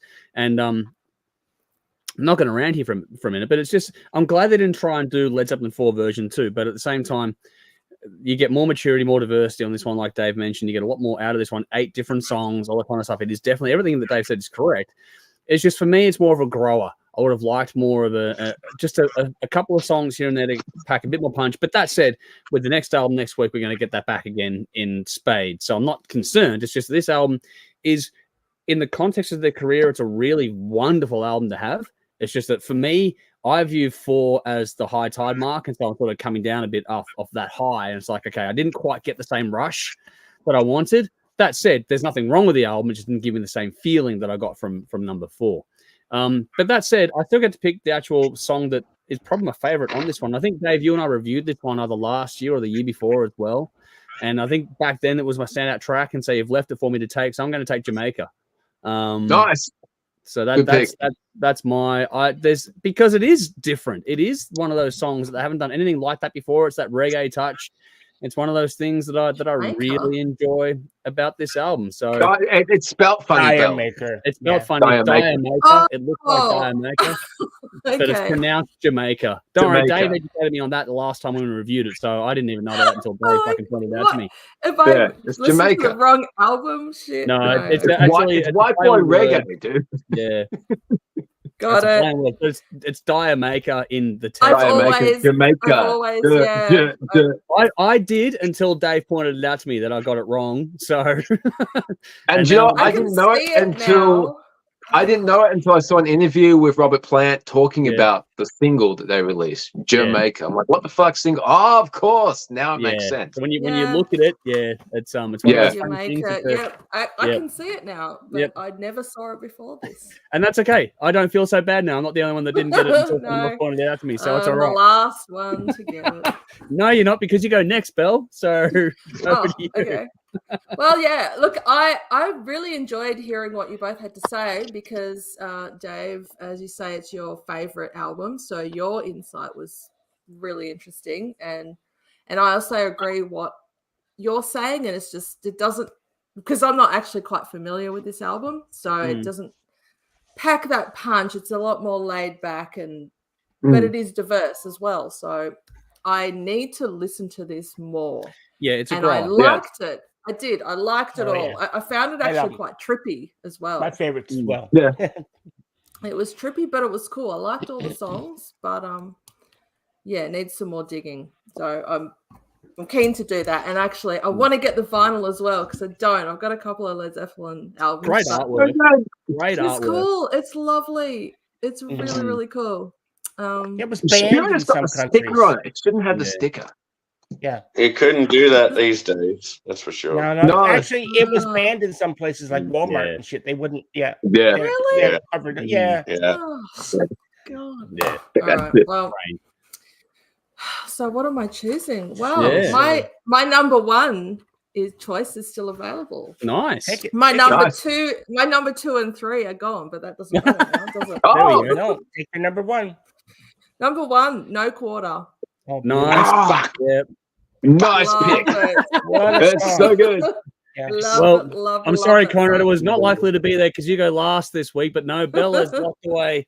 Yeah, No Quarter had to be picked. Good job, Bella. It's a good one. There are no bad songs on this album. Despite there really is. There are no bad songs. It's a different feel. I can't wait to dig into this and get more familiar with it. Yeah. It is worth spending time with this album for sure. Yes, indeed. All right, Jeff, you got pick number 4 this week. Yeah. As happens, my song is still there. So wow, this is cool. Yeah. So I'm lucky as well. Look, this is probably, I think, the most emotive Led Zeppelin album. All their entire catalog. This song, every album on this song, or every song on this album, let me speak English, actually comes out, and it's each song delivers something different, which is nice. And so I'm actually going to take a song that, for me, just harkens that image that they're trying to get with the name of the song, and that's the Rain song, and that can picture a slow, rainy day, dark, depressing. It's got that emotion that I just love. There's something about it that I've always loved. Nice. So it's funny. No one has taken the song. Remains the same. I wonder what Conrad's going to take. Not yet. Well, we'll see. We have one more pick to go. Dude. All right, you're up, dude. So Conrad, you get the last choice, but you get first choice next week. So that is a consolation prize for being last this week. But what are you going to take Look at that cranky I face.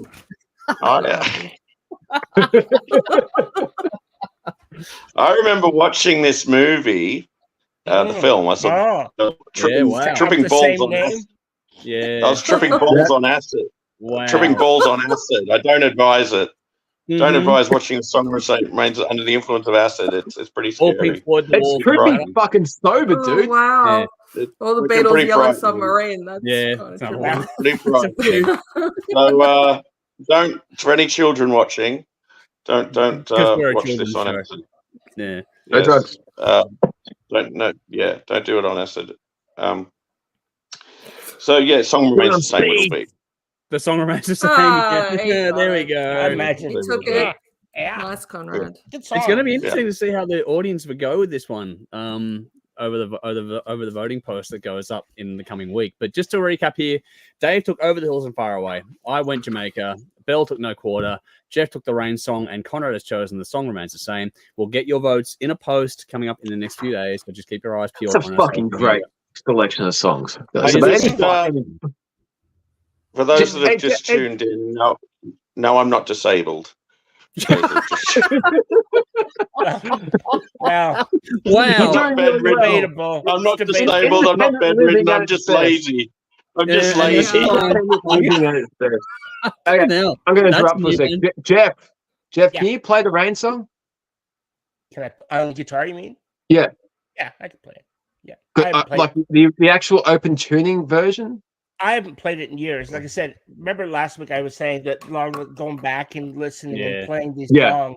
I haven't played this album, but I should play it in a while. Because it's in the open tuning, so you have to beat it, like change all the fucking pitching and do the open string. My guitar teacher could actually play it with jazz chords in standard tuning. Wow. It was way above my fucking skill level at the time. I was like 16. I was like, my God, teach me that. So he had to start teaching me jazz chords and everything, but we never actually got to the point where I could learn that shit. But it is possible to play it in standard tuning. Yeah. Holy fuck, there's absolutely glorious looking at him playing this amazing song in standard tuning with all these fucking jazz chords. So cool. Wow. Look, if the feed cuts, my phone has shut itself, okay? All right. Cool. So we might have to do this song thing. Well, that is next. We'll see how we go. But up next week, next week is Physical Graffiti. I'm going to quickly go through some comments here. We'll see if Conrad can hang around for a minute longer. All right. Sure. So Edge Crush says, seeing a Blaze and Audio Rain this Saturday. Cannot wait. That is going to be a great fucking show, man. Joel's going, yay, Bill. Kevin's going, oh, Kevin, good to see you, buddy, from over in the US. Greeting kids. Whippy, the song remains the same for me. So there we go. He just tuned into the songs, man. He's going to fucking win again. The Trivia King is here. Bash is going, fave song is the Rain Song. There we go. Saw it live with Paige Plant, which is blissful. So there we go. Oh, cool. That version on that Paige Plant thing is amazing. Yeah. Michael says, I was interested with somehow no one mentioned Andy Johns and the legendary drum sound with other bands like the Rolling Stones and Van Halen mentioned Tattoo You and for Unlawful Common Knowledge. Carnal Knowledge, sorry. No, but the drum sound was particularly interesting on number 4. I mean, that's when the Livy Breaks gets my attention. The way they recorded that was fantastic. Vinny's gone, you're going to win again, Bell. So there we go. Muvari is giving us some sort of emoji there. Michael has gone, typo is the Rolling Stones and Van Halen. Yeah, I figured that much out. But Michael says 9 shots for Houses of the Holy, my 3rd favorite Zepp album. And Bash says George Harrison suggested that Zepp do a ballad. The Rain Song was the result. So there we go on that one. There we go. Yeah, George says you do. Yeah, George says you do. That's pretty much it, Bell. I agree completely. All right. Time to hand the floor over to Conrad because of this thing every week where you have guessed the song, which means that it is now up to someone else to take over and basically go through song lyrics and then leave us, the rest of us idiots, to guess it. We have the Trivia King here now. With Kevin has just turned up in time for that. So we'll see who gets there first between us and the audience. We get 1 guess each and then we're out. And then we'll see who basically gets there first at the end of the day, if any of us get it at all. But without any further ado, Conrad, the floor is yours before your phone blows up. So kick it away. Fire away, buddy. Okay, I'm not going to give you any no clues. No. I'm just going to go through it. All right, lyrics for this song. Bestow upon me magic, wizard, all-knowing, all-wise. Dio? Got it. It's Megadeth. That's Five Magics. Motherfucker. Fuck. It's got Give me sauce. I made it too easy. Made it too easy. Oh, Yeah. you guys are great. I did not pick up Megadeth. Made it too easy. That Fucking one. word. Oh, Couldn't think of the song Made it title. too easy. Made it too easy.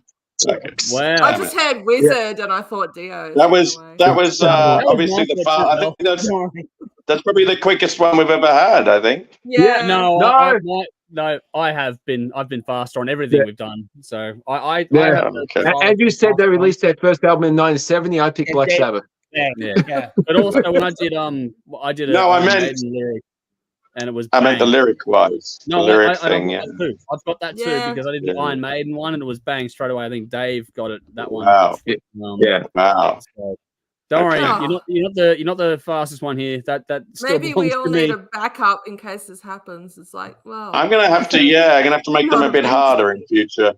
Make them a bit harder, maybe. I actually Yeah. had one in case you didn't show. I had one all ready to go. I had one as well. Just as an There's backup. always backup. This one's easy to have backup. Yeah, you just grab a song. Yeah, exactly. But I had one prepared. That's all right. I'm That's just cool. thinking. Hopefully, it wasn't too obvious this one, but damn it. Yeah. it wasn't to me, Conrad. It wasn't to me. It didn't get me straight away. So you got Yeah. 50% of us here. Let's see. All right. What do we got here? Edge Crush says my favorite wasn't picked. The Ocean, love that one. That was my second choice actually. Yeah. So that was if I couldn't get Jamaica, that was going to be my choice. Edge Crusher. So just so you know. That's a good song. Vinny says if you press Control Delete twice, Connor will be upright again. Kevin's gone. I knew it was Megadeth. We actually beat Kevin this time. That's a start. Oh, fuck. Rest Yeah. in peace, Well done. Masterpiece. So we actually finally Yes. beat Kevin for the first time in like a month. Because Kevin is the king of this segment of the show. Those All lyrics are just so fucking fun. They're awesome. Yeah. Alrighty. Time. Let's get into it. Let's do King of the Riff. All right. So I'm going to put some reference tracks in the comments for everyone. First up is Judas Priest with Electric Eye Live and KISS with Rock and Roll All Night. I've done my best to try and find something close to, I don't know, listen or watch just to give everyone a reference track here. It's not going to be perfect, but it is hard to get these ones exact. Hey, But this hang on, week's- before we get into this, I got to ask, Conrad, are you in this picture? I'm not in that one. Not in that Were you one. like a fucking baby? I'm not in that His one. dad, man, he would have been like, yeah, he would have been just a No, baby. Not in that one. That's great. I am in the Sabbath. I'm in the Sabbath one though. In the Yeah, of Sabbath course one. you Yeah. are. Yeah, that you are in that one. Yeah. Alrighty, but let's do it. Let's get into King of the Riff, round 5. KISS Alive, which was the second seed overall from 1975, versus Judas Priest, Priest Live, the 7th seed, which beat who did it beat last time around? I forget now. Belly be able to tell me. Slayer, wasn't it? Slayer. Yeah. Beat Slayer to go through to the next round. So that was a 7th seed release in 87. So 2 different bands, 2 different eras. It is one of those quirks where the 2nd seed and the 1st seed go just bypass the first round and go on through. So Priest won their first time around, and now KISS are in here for the first time in this particular section of the show. It's basically pretty simple premise. We go album versus album. We see which one comes out. We have the audience vote versus our vote as well. There's all sorts of things that get into play here because we've already done 2 rounds where we've gone against the audience, and that'll come into play next week, actually. But for now, we basically have to go through and pick which album wins and tell each other why. And Conrad, because your phone's going to die, I'm going to throw to you first just to make sure we can get your thoughts in case anything goes horribly wrong. So please, over to you, Conrad. Let us know which album wins between KISS and Judas Priest and why you've gone that way. I only heard the Priest album like that live one just recently. So it's unfamiliar territory for me. As for the KISS one, I'm more familiar with that one. Yeah. So I mean, both of this is really fucking hard, really hard because both are great. Both are really, really good and very enjoyable listens. I think the energy of Priest is really up there. It's really high energy, but also you got to take into context the time periods as well. These are 10 years apart, at least 10 years apart. 12. So 12. Yeah. 12 years apart. So I think that makes things a bit. That makes things a bit harder in that respect because you got to be respectful to what came before. I'm going to go with KISS on this because I'm just more familiar. It's more familiarity than but I can't take it away from this Priest live record because I'm going to listen to this a lot more. It's made me want to listen to this quite a lot more. Definitely. Yeah, I think it's great. It's really good, and Halford's stunning on this. He's fucking fantastic. So really, really good. Yeah.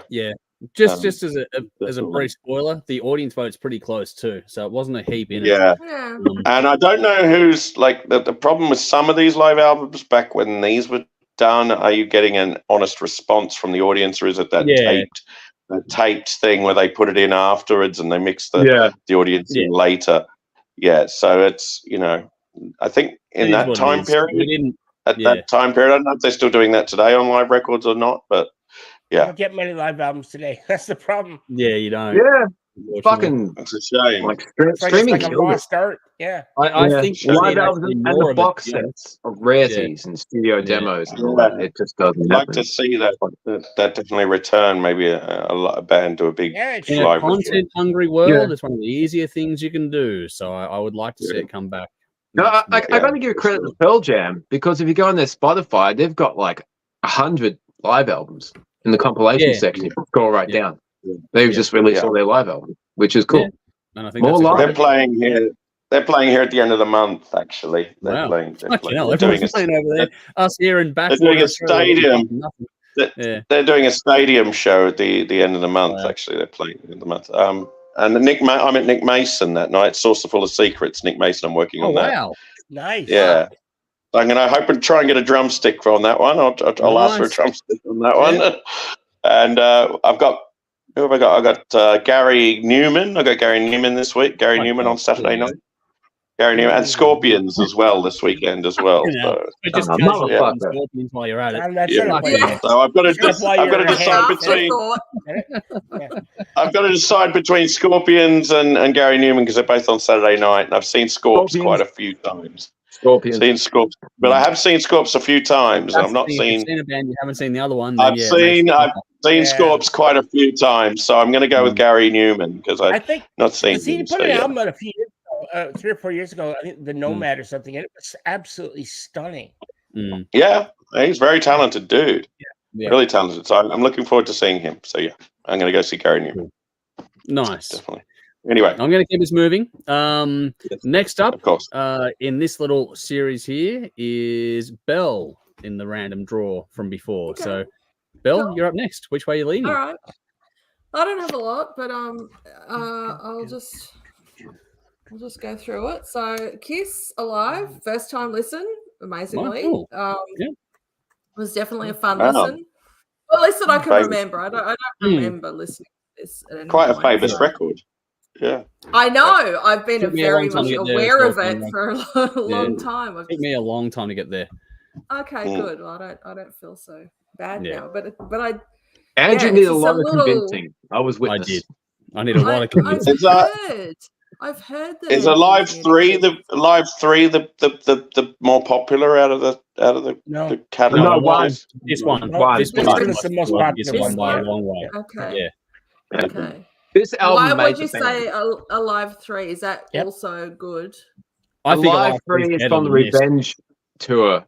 So if you don't like that album, I'd avoid that. But it's fucking fantastic. Yeah. Okay. Yeah, it's like KISS on steroids. It's the metal era. Anyway, I'll get to my thoughts later on. Belle, you have the floor. I like the old stuff. Yeah. Look, and on this, but I knew most of the songs. I would say maybe 90% of them. So there are a couple of newbies, which was fun. Cool. But because I'm quite just rather a casual rock and roll all night.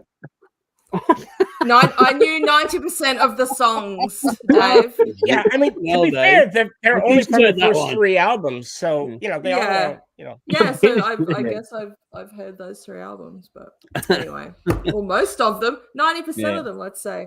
Hey. Anyway, what surprised me most about listening to this album was, and I actually don't know why this surprised me so much, but it was how good Paul Stanley sounds live. He's a great vocalist. Yeah. Mm-hmm. It was just I was just so impressed live. Like, that's why the last 10 years is fucking heartbreaking. He's went like Bon Jovi now. Yeah. Oh, has he? At his peak, one of the best. Yeah. One of the best. Yeah. I saw them last. I saw them last year, and they weren't terrible. They I were saw pretty him good. last year too.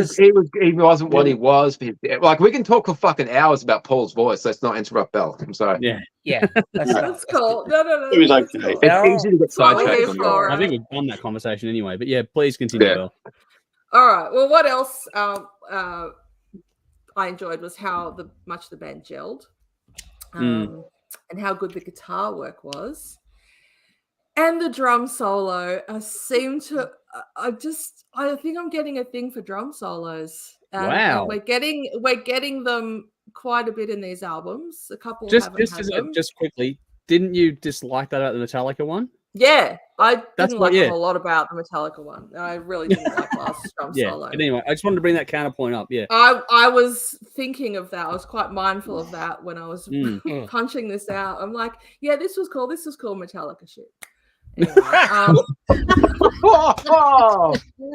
nice, Bell. Classic. I love it. I can't see myself turning around on that album. That's fantastic. Maybe when hell freezes over. Anyway, and look, this was my favorite. This one on this KISS album, my favorite drum solo. So nice. I would happily listen to this album again, and I want to own it. Oh, vinyl. There we go. I want to add it to my collection. Nice. I've got some KISS records, but this voting with your wallet is the best kind of vote. So yeah, have to have it. I don't have this on vinyl. I gotta get it too. It's a fucking I want to get classic. it first. I want to get it before. Okay, the race is on. Which one are you? The race is on. Oh, let me know. You need to prove it. Yeah, you got to prove it. It can't be a cardboard printout. Anyway, no cheating. So, Priest, a slightly more experienced band, even in 1975, but particularly when this album was recorded in 87. As a result, I think the recording quality on the Priest album is better, but doesn't take away from the fact that both bands sounded equally good performance-wise. Yeah. And it was actually difficult to find many differences between these two albums. I like both bands. I wouldn't call myself a diehard fan of either. So that wasn't there to influence my choice either. I'm definitely more familiar with KISS's music. I've seen them live even, and even that didn't influence my decision here. Cool. So what it had to come down to for me was what music I preferred. And no surprises here. I'm going to lean towards the heavier band. So therefore Judas Priest won this one for me. But it was very close. It was tough. Yeah. It was really tough. No, I think this will be a tight one, just the same as it was for the audience as well, because like I said, I'm not going to give it away yet, but the audience result is tight too. All right. All that being said, Jeff, now the floor is yours. Am I up? Oh, wow. Okay. You're up, Jeff. Give me a sec here. Let me just get my shit. I've just quickly scrolled just while Jeff does that. Just there are some people like Vinny's got I'll get to comments later on, but Vinny said this was a tough one as well. So a lot of people found this one tougher than you might think. Yeah, really it's tough. not the easiest battle. Yeah, I mean, I only got it from a bee's dick from me. Yeah, and it's not. There are no bad albums in this thing as far as I'm concerned. But anyway, all right. Only by No, it's true. Yep. All right, Jeff. I am ready. Okay, so we got KISS Alive, 1975, and Judas Priest, or Priest Live, I should call it by its name, Priest Live, 1987. So Priest Live, for me, is a flawed but brilliant live experience. And as this was previously reviewed for me, and all of us, I guess, about a month ago, when it went up against Slayer, Decade of Aggression, I won't go into a massive review about it, other than to say, I do still enjoy this album primarily for the songs, because they're actually most of the songs are here from my favorite era of Priest. Yeah. The Screaming for Vengeance, Defenders era. Yeah. And now the live experience is there, but perhaps lacking a little bit in the songs that were omitted, because there's nothing here pre-1980. Everything is 1980 and up. But there's no denying the overall feeling that this is a live album from a band that has earned its place in rock and metal for being consistent both in live and in studio. And having seen them live, I can tell you that they bring everything. They leave nothing on the stage. You truly get what you pay for. Kiss Alive. Now, much has been said about Kiss Alive. Yeah, I don't think we need to revisit all the history of this album. Yeah, absolutely not. But I'm going to talk about a few things. Yeah, of course. First and foremost, this album is actually the album that is credited primarily as the birthplace of the band's massive success. Up until this point, the band had released 3 studio albums, and they were not doing very well. They all flopped, man. The album, Big the time. label was fucked too. This album was a massive gamble by everyone. Absolutely, I touch on it. Wow. So their record label Casablanca was not doing very well, and KISS was between a rock and a hard place, literally on the verge of being pulled down with their failing label. Yep. Now, it was during these difficult times that the label needed to do something. They needed something special from the band. Yeah. So that needed really what it actually happened to be. The band, the label was actually thinking about themselves. They needed this. They needed KISS to deliver something that was going to save them. And an album that could perhaps dig them out of the financial hole that the label had found themselves in after their disastrous Tonight Show debacle. And if anybody wants to know that, you can Google that. There's lots of information about that online. The Tonight Show with Johnny Carson, blah, blah, blah. I saw that. This is from an era where labels and bands was Conrad there? Each other for a while. Conrad was not there. I don't think. I was too young. Era. I was too young. I was young. This 73? 75. 75. I was 1.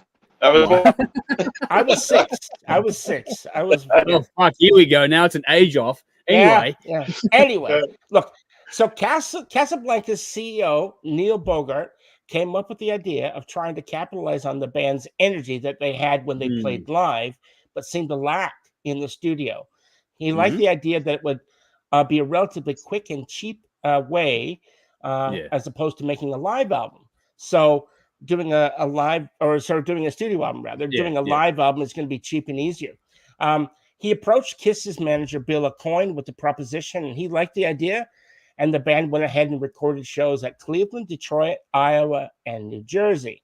And the result of those concerts, what we got was one of the greatest live albums of all time, sending the band's popularity through the roof. Fans went crazy over what they were hearing. What's that? I think just what it did for live albums as a rule, too. Absolutely. Yeah. But fans went crazy over what they were hearing, which in turn capitalized on their popularity, driving up album sales throughout their catalog, selling out shows everywhere. Now, within days of its release, the band actually and the manager, Aucoin, announced to Casablanca that they were leaving to go to another label, in which Bogart responded and paid them $2 million to entice the band in an effort to keep them, and it worked.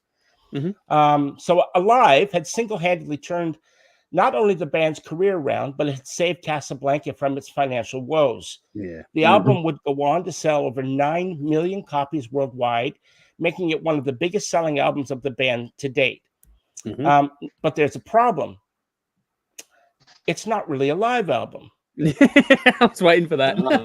The album was overdubbed so much that the only parts that were not replaced in the studio were the original drumming parts by Peter Criss. Even the audience heard on this album wasn't real. It was added in later and enhanced, or worse, completely overdubbed on top of the original live recordings. None of this was made public. I'll fight you on that, dude. None of this was made public at the time. Now, the album was marketed as a live album. That's why they chose the word live with exclamation. You couldn't mistake it. So the album was marketed as a live album, and it would not become public knowledge until, many suspected years later. In the band's autobiography books, each one of them did autobiography books, and so it come out in there. So what the band and label had sold as a live album was, in fact, a studio album disguised as a live album. Well, that changes my whole view on it. How does it sound so much better than the 3 albums before that, though? Because they played the way they played live. That's what made the song. So why couldn't they do that for the first 3 albums? And the albums after it. I don't know either. I don't know. What about the whole crowd? Like, when he's talking to crowd's the crowd. fake. The crowd is fake. The crowd is you can entirely take it, fake. Yeah. You can That take it. changed my opinion. I'm going with Priest. disappointing. Priest gets it. I'm not finished my review. Priest So you gets can it. do that if you want. Yeah, I actually think the fucking right. crowd from this I feel album is the same cheated. crowd I they feel put on cheated. Live and Dangerous with Thin Lizzy. Okay, well, hey, look. Feel it's true. cheated. It's true. But look, our job here on King of the Riff has been to rate our thoughts and feelings on one live album versus another live album in this particular thing. So for me, while it's a great sounding album, it's all a big lie. And what that means to me is that if they could have put out a live album that sounded great, they would have, but clearly they couldn't. They created a studio album under the guise of it being a live album. Fans were sold something different, thinking that they were actually this is what they were going to get when they forked out their hard-earned money to go see them live. But it sounds so different to the studio albums. It does. I'm just saying it does, but the thing is, they brought in Eddie Kramer to produce it, and that was the thing. Yeah. But also, bands always play faster live as a general rule, and that's why these songs work better live because they're played faster. That's why these versions are much better than the studio versions. I agree. Anyway, I'm going to. It's got that energy.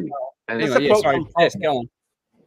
So here's a quote from Paul Stanley, and where he says, "This is a quote: People have argued whether Alive is purely a live recording or somehow enhanced.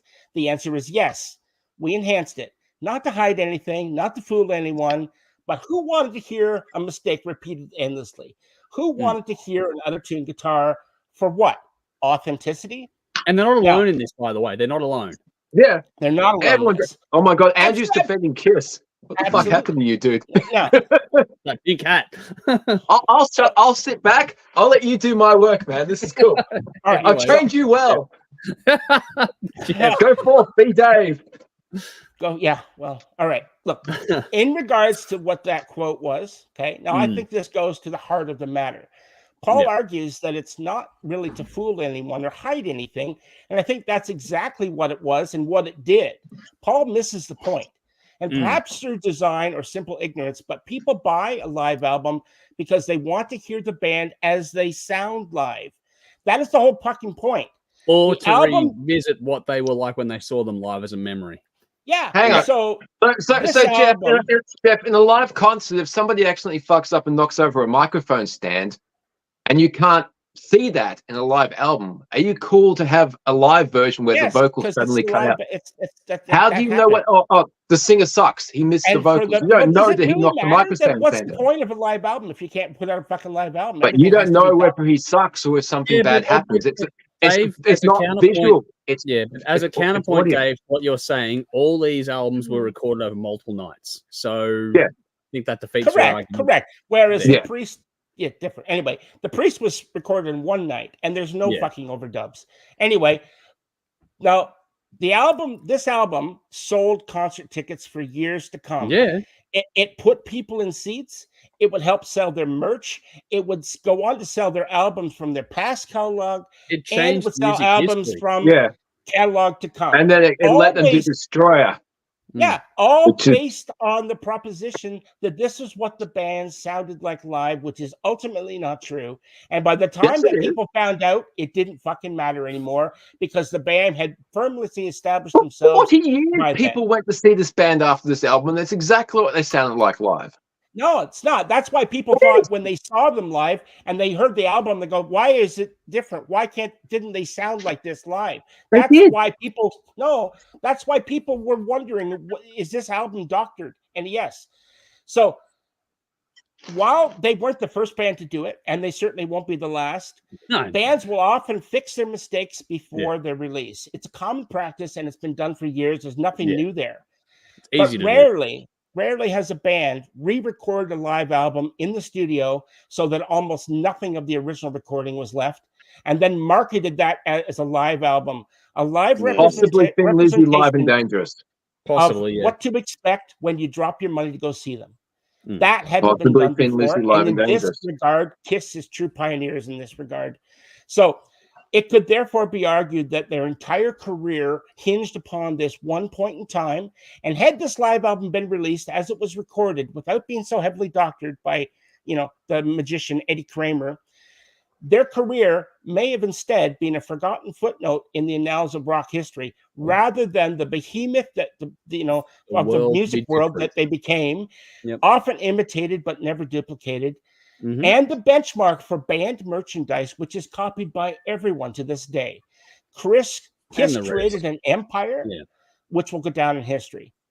Now, while this live album sounds phenomenal, and it is a truly amazing collection of their songs, but that ultimately belies what it truly is: more studio than live. And thus, at the risk of sounding pedantic, I don't give a fuck, my vote must go to the only live album that we actually reviewed this week, Priest Live. Right. Wow. I'm changing my vote. I'm changing my vote to Priest. Okay. Priest.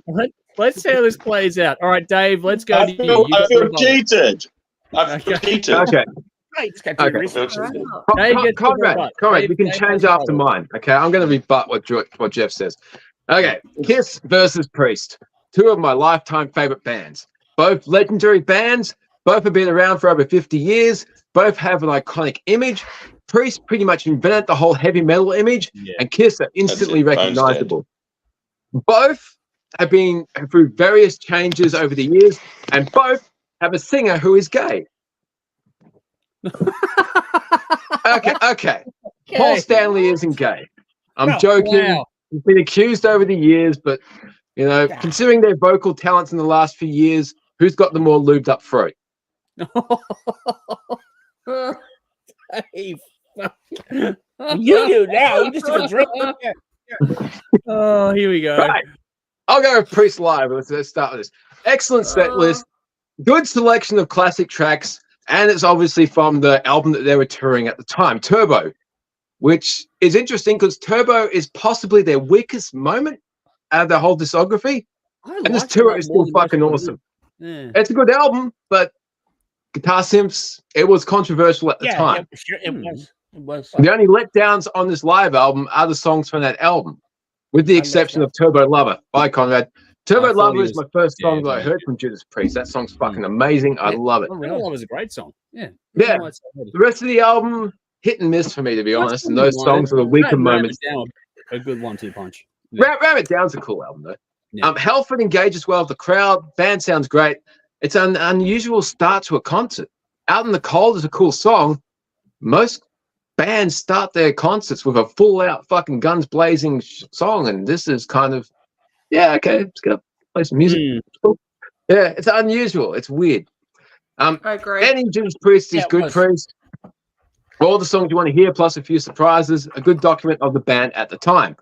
Yeah. There were comments on all the social pages that if this was unleashed in the East, this would be an easy win, and I fucking agree. That is a much better live album. You know what? About that, Unleashed in the East, all the vocals, Rob's vocals, were re-recorded because they sounded and it sold more. Yeah, that's the whole point of a fucking live album, to be a much better listen.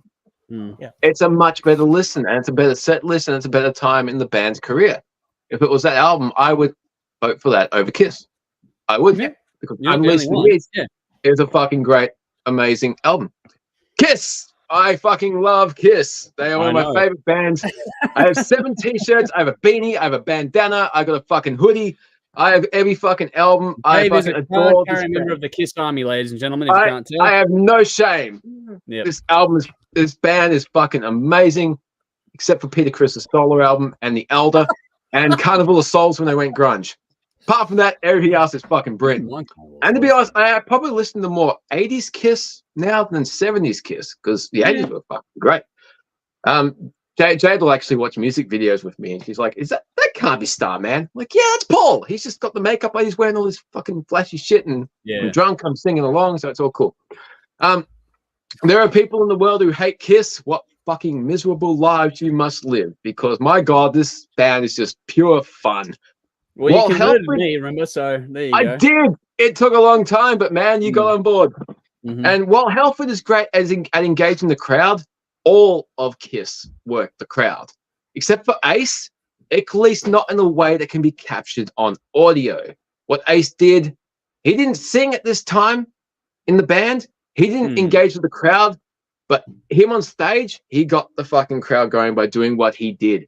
This is early Kiss. He didn't sing until a couple of albums after this. He didn't talk to the audience.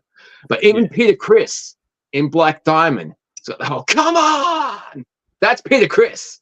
Okay. And he sounds fucking great on drums. You listen to a live 4 of the symphony. What are you doing back in the band, dude? I'm sorry, but fuck. I know there are a lot of overdubs on this album. What live album doesn't have them? There's not as many as people think. Yeah, no, it's true. These are from about 14 years ago, just before Jay was born. There was a lot in the bootleg circuit that have been enhanced. Pictures been sharpened up with all the technology we have. It's even been synced up with official audio, not just KISS, but bootlegs in general. These are old school. These are the original fucking multicam or single cam that you can get. Yep. This is KISS live. It's not all that different to what you get on this fucking album. These are both from Detroit. In the 25th of January show, there's a point I mentioned earlier. Paul knocks the microphone over during Strutter in the second verse. And while he's running, Ace gets out of the way. While he's running to that mic, Gene steps up and takes over for the song until Paul can get to it. Obviously, they used the song from the other one. But as far as solos, performances, drums, it sounds like KISS when you listen to the authentic CD. So they enhanced things. They made it a decent listen. But that was KISS in 1974, 75, 76. Like, I love fucking bootlegs because there's no bullshit with that. This is possibly the first KISS CD I ever owned. I know these versions better than the album versions, and when I heard the album version, much like Iron Maiden, that we're going to talk about next week with Live After Death, going back to the studio versions, once you're introduced to a band live, studio versions are always a disappointment because you got that live energy. They're faster, they're heavier, they're more intense, they interact from the audience. It's captured in these fucking live albums. The other cool thing about hearing this for the first time, I was already a massive Anthrax fan, and when they played Parasite, I'm like, fuck, it was a cover. That Anthrax song I know. That is cool. A little personal thing, when I was learning to play guitar, a KISS Best Of was one of the first tablature books that I learnt. So once I could play some KISS songs, I would play along with this album over and over. It was like Binge and Purge, Metallica, and this. It was that's how I didn't do homework. I got home from school, I grabbed the guitar, I put on, played along. This was fucking fun. A live tour, I had a tragic mishap because by that time, you know how KISS did the whole back and forth hair thing. I fucked up and I got the hair caught in the tuning pegs and the guitar was hanging off my head. And I'm like, what the How much of your head did you lose? You did that. I didn't want to cut it out, so I'm there for fucking ages trying to untangle. But yeah, KISS is just fun. I never patched threads out once. There you go. Stupid shit we do, man. The band sounds tight and they've got a collective goal. I can't think of a more focused fucking band at the time. Ace's guitar solos sound amazing. They're simple. They're very fucking simple, but they're amazing. He only knew a couple of scales, but what he did with them was great effect. It was all about the feel. He had a very heavy string gauge and he had a fucking strong hand. He could bend the fuck out of a string and squeeze every ounce of emotion out of that single bend. The vibrato was insane. Perfect examples of the solos on Strutter and Firehouse. Not to mention the extended solo on Parasite. But Ace was fucking god back then. Why didn't I bring my pop vinyls? I got Ace and Paul. But, mine are all in storage in Melbourne, man. I just realized I was going to like bring it like little fucking... Just imagine I got little pop vinyls and You could do it again another time. As Jeff mentioned, this album really launched the career of KISS. Previous albums didn't sell all that well, but they had a record company that believed in them, and that would not happen today at all. This album made the band, and it saved Casablanca Records. It's all documented in this fucking wonderful KISS from 72 to 75. It's an amazing book. Even if you hate KISS, if you love music and you want to know about the music industry back in the 70s, this is a fucking amazing read. And how record companies used to work with bands, and because record companies would have their established big top sellers, and then they could afford to take a chance on some lesser known acts. Thin Lizzy didn't have a hit until album number 6. Yeah, exactly. That wouldn't happen. They nearly got dropped like 3 times, and they just managed to pull out of the fire. Exactly. Wouldn't happen these days. But as Jeff mentioned, this saved the record company, and it built the fucking band. Everybody from Soundgarden to Anthrax to Pantera have been influenced by this album. This sold over 9 million copies worldwide. It always makes it to the top 20 of best live albums ever. Some people will criticize and resent this band's achievements and success. I applaud it. They achieved more than I ever will. Well done. It's a true rags to riches fucking story. This is actually a tougher choice than I thought it would be. Both albums are fantastic. Both bands are fantastic, though KISS is obviously more of a favorite band than Priest, even though they've both been part of my life. Within months, I discovered both of these bands. But KISS are within the 8 of my top 5 favorite bands. I can't squeeze them into the top 5, but they got to be in there. So along with Halloween and Alice Cooper, 8 of 5. Yeah, the top 5. The top 3 is 5, and the top 5 is 8. It's a fucking cunt trying to do all this shit. Okay, Judas Priest are unquestionably better musicians. I'm not going to deny that at all. Okay, KISS are much more entertaining. You can like both. As somebody last week pointed out to me, you can like both. Yes, Wise word, Bell. You can, in some cases. When I finished making notes yesterday, I was actually going to say, I'm going to shout it out loud for a band name, Priest. I was going to go Judas Priest yesterday. Wow. I really was. For the simple reason, when I was listening to this, I was loving Alive. Fucking loved it. Every note, I was air guitaring.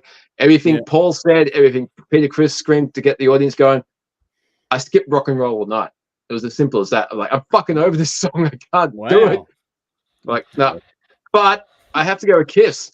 Whoever is your favorite band, whoever is the better band, however history saw it, the simple fact is that KISS Alive was a massive impact on this band's career, saved the record company, and it fucking changed music. In music history, this album is very significant, and it deserves to win. Opinions vary. It does, but at the same time, dude, like I said, I will. If I could copy this, I don't have a DVD. This is KISS pure, without any. It's very similar. There's overdubs. It's like because they're running around, they're jumping, they're in the generation, but it's not as overdubs and fake as people might think. This is pure fucking KISS. And there's a lot more KISS bootlegs here, man. According to Eddie Kramer, it was pretty much all overdubbed. The only thing that wasn't, I was seriously doubt that. He's the guy who produced it. I dispute that. I don't give a fuck if Eddie Kramer. This was pure fucking KISS. The guy he was there. We're into denial territory here. Yeah, there's the guy who was in the room versus a lot of hearsay. I'll take the guy in the room. He said that the only part that wasn't overdubbed, they thought that Peter Criss's drumming was fine, and they left it. All right. Yeah, I'll actually agree with that because he sounds fucking great on these. Yeah, absolutely. But there's probably that they probably missed a note. They probably missed a vocal. They did. It's very energetic. They're engaged in the crowd. They're touching these little bits up that they missed. Yeah. Anyway, it's Andrews. Well, let me get my thoughts in on this because I got a bit to say. Not heaps, but I got a bit. Now the conjecture about KISS Alive and how much that debate's been raging for fucking decades, and it's not gone away. It's not gotten any better. Whatever else. And my internet's fucking choppy for some reason for the last 5 minutes. So I apologize if it drops out now. But the bottom line for me when you listen to the album, taking away, I know the historical fucking impact of it is undeniable. But when you listen to the album, does it feel like a live album? For the most part, yes, it does. It doesn't. I don't think it sells you a complete falsity or whatever you want to call it. Like it still feels like a live album when you listen to it. Yeah. So I don't really care if that makes sense. Exactly. I don't care. And it sounds different to the studio versions, and that's all that matters. And that's I've got a point on that. But I think at the end of the day, all these albums, most of them anyway, most live albums have been touched up in some way, shape, or form. To the degree of this one, probably not, but they've all been done. So where do you start drawing your line on that one is where you start splitting hairs, basically, for me. I said at the start of this whole process, I'm not going to go into that too much because I just think it's a redundant exercise to really pick apart what's been done. What makes you believe a live album is a live album? That's what is the selling point for me. And I don't think either of these albums falls short in that regard. Regardless of what you know about it, and we all know about it, it's like the worst kept secret in the world. But how does it make you feel is what albums, that's my judgment on albums in general. Now, when it comes to this one, there are no shit albums at all. And this debate is a tougher one than people. It's tight for the audience, tight for us. Obviously, it's 2-2 at the moment. I know Conrad talked about, she felt cheated and changed his vote, but he's not back here to change that. So I'm just going to keep going anyway. But I think for the historical impact, Kiss Alive is massive. And what Dave said, and I agree, is that what is funny to me is that, and I said it in our Kiss specials over the years, and when it comes to Kiss Alive, it makes the songs in the previous 3 albums shitloads better, like a lot better. This blitzes all the studio albums combined up until this point. Without this album, this band would be dead. And I have no shame saying that. Like they'd be nothing. They'd be a blip on the fucking radar. This album has all that credit more in the bank, and they did what they did, and whatever it took to get there. And forget the listener perspective, just from pure pressure. Like the band were under the pump, the label was under the pump. They pulled something out of the fire, and they turned it around. And credit where due for that alone, because in a world where music actually mattered more than it does today, and the quality of it, that is saying something for the era that it comes from. That album Alive puts the previous albums, the work they'd done in those 3 albums, in a much, much better light. It actually made those songs cool, whereas previously they were a bit sort of droll and okay, they're sort of cool, but whatever. But this live setting, live or not, doesn't matter. This album made those songs cool. It worked.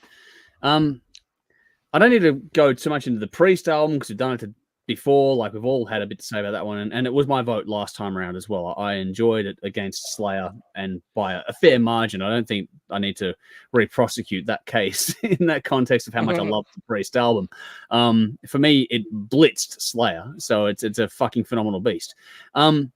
I think they're both well presented, well performed. If you take away all the knowledge we have and just listen to them, just listen to the albums, they're both really, really good. In a funny way, this was, when I listened to them like 3 days in a row, like this was easy, then it was hard, then it was easy again to make a final decision on this one. Like I said, they're both great. What it came down to for me is this is why I picked on Belle a little bit, because she referenced the drum solos and how she thought Metallica was full of filler and that kind of stuff on this one. In the context of these 2 albums, I thought one was much more full of filler than the other one was more lean and mean. So for me, I think it's funny how, like it's been mentioned before, the comments about how if Unleashed in the East was, the one in this battle, they pick that, like Dave said, like they pick Unleashed in the East over Kiss. But at the same time, for me, Kiss Alive isn't Kiss's best live album. I think they've done better since this one, and quote unquote more real. Which ones? Probably 2 or 3.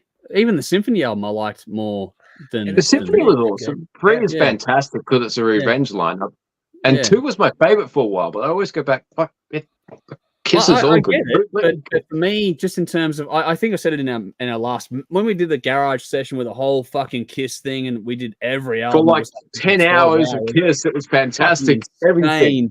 But I said even then that Kiss Alive wasn't my favorite live album from Kiss. I think other ones have been.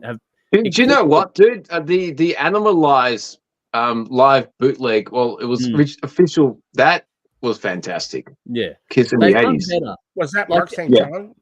Was that Mark St. John? No, he was on the album, but it was Bruce Kulick by the time they did that Animalize live home video / bootleg DVD. And Kulick is a great addition to this band. Yes. Fucking Bruce Kulick smoked. It was the best guitarist they ever had. They had, yeah, I agree. But just generally speaking, when it came to that, for me it was funny because people were referencing the other Priest album. For me, this isn't Kiss's best album. I know it's the most popular one, but I don't think it's their best one, and that's where it comes down to things for me in this regard. So, I've gone over that to death in previous Kiss specials. I don't need to do it again here, but for me, it has to be Priest. It has to be Priest in this one. It kicks harder. It has more bite, has less fluff, less mucking around. I also think Halford was better at working a crowd than Stanley was. I know it's different eras, different times, all those things play a part, but Halford was just better at that point. Like, and I get why, but it just, when you're listening to it, which one it makes you feel like you're there more and which one drags you into the whole thing. I think that Halford did a better job of making the presentation more believable. I think there's a reason for that. I think it's because Halford doesn't have an instrument to hide behind, and all he's got is his vocals. So that's it. Whereas Paul Stanley, great guitar, rhythm guitar player. He can play and stuff like that. He's a great vocalist too. But he's not so much as just a front man, really, because you got Gene singing as well. Yeah, you got Peter Criss singing, and there's all the pyro, everything going on around it as well. That's right. So Paul's whole show. Halford has to. He had to be him. That's right. Yeah, but how was Paul in 1987 after he'd been doing it for as long as Halford had at that point in time? He was probably Paul in the fucking 80s was better. Paul in the 80s was better than Paul in the 70s. Paul in the 90s was better than Paul in the 70s. I get we're comparing these two albums at the time. Paul got better and better until the mid 2000s when he had throat surgery. Yeah.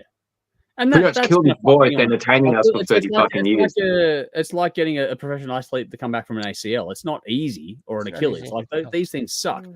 Shit happens and it's unfortunate. But at the same time, for me, on these two albums going head to head, I just had to go with which one entertained me more. And I love them both. I think they're both fantastic, but there is one that won me over and that I would reach for first over the other one. That's what it comes down to. So I think they're both great. They both polled well. They both deserve to be here, but I'm going to go with Judas Priest. I'd actually argue that most Priest fans don't even fucking own that Priest album. And this is why it's weird to me, because I think this is an underrated Priest album. To be honest, I think it's underrated. Yeah. Everyone has Unleashed in the East. No, I didn't even fucking know about this album.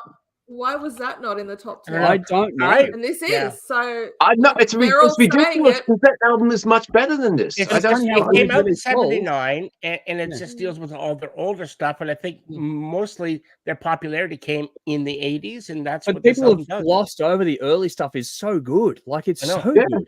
And we're going through, and the Patreon people will know we're going through a whole Priest discography thing at the moment. We're getting a lot of deep dive stuff now. But fuck.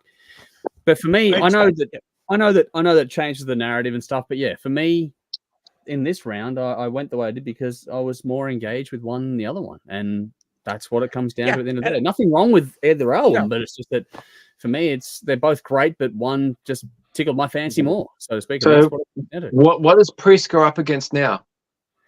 Well, that's going to make things interesting because I've got to go to the audience result first, because we've done it again, folks. I think that's... For the audience poll, it was about 60% went one way, 40 and 60 went with KISS. And we've gone the opposite way again. So we've gone 3 rounds this time around going against the audience. This is the third one. I agree with the audience. I know you do. But this is where we're at. So it's going to be interesting now to see how things are going to shake out. Because Bell, we have to get together and work out. Most of the time, if it's KISS, I'm not going to bow down because it's just pure fucking fun. And I'm not knocking the album. I think it's great, but I just think for me, Priest entertained me more than. And you said yourself, Dave, like yesterday, it was going to be Priest for you as well. So I don't think there's nothing wrong with either album. It's just a case of you got to go with your gut, and that's it. I hope I said in my review that it's great songs and it comes across. It sounds good. I mean, there's no question. Just. Not a live album, in my opinion. That's it. I know there's a debate over that. Yeah, and I'm going with what Paul said, what Gene said, and what the producers said. As soon as I can copy, I got to get a new computer and DVD. But as soon as I can copy those bootlegs, I'm fucking sending you copies, dude. I've got a DVD burner. If you're local, man. I'll just come over with my fucking bootleg collection. You can hook up and work out later. I'll come over to your house sometime. Yeah, I fucking love bootlegs. That's about as honest as you can get. You should see his collection, Jeff. You're going to be fucking blown away. All right, so that brings us to an interesting proposition now because again we've gone against the audience. So like I said, Bella, you and I are going to have to sit down and actually map out because the last of the polling is going to be fucking full on. It's going to be fucking nuts. But for now, Judas Priest goes through for us. For the audience, KISS goes through. So we have different trees running at the same time as we go through this thing. For us next week, it's Iron Maiden Live After Death versus Nightwish Showtime Storytime. For the audience poll, it's Iron Maiden versus Metallica, Live Ship, Binge, and Purge. So we're already starting to find those splits in the game now, where we're getting to the pointy end of things. We've got next week, and then after that, I think it's the finale week where we go through the last 3 rounds in one fell swoop. So we're almost there. Bell's head's already hurting. It's horrifying. Next week is fucking horrifying. Yeah, next week is Nightwish Maiden versus Nightwish. This is like young Dave versus me. Old Day. Yeah, it's gonna be fun. Old favorite versus new favorite, really. Yeah. So what's next?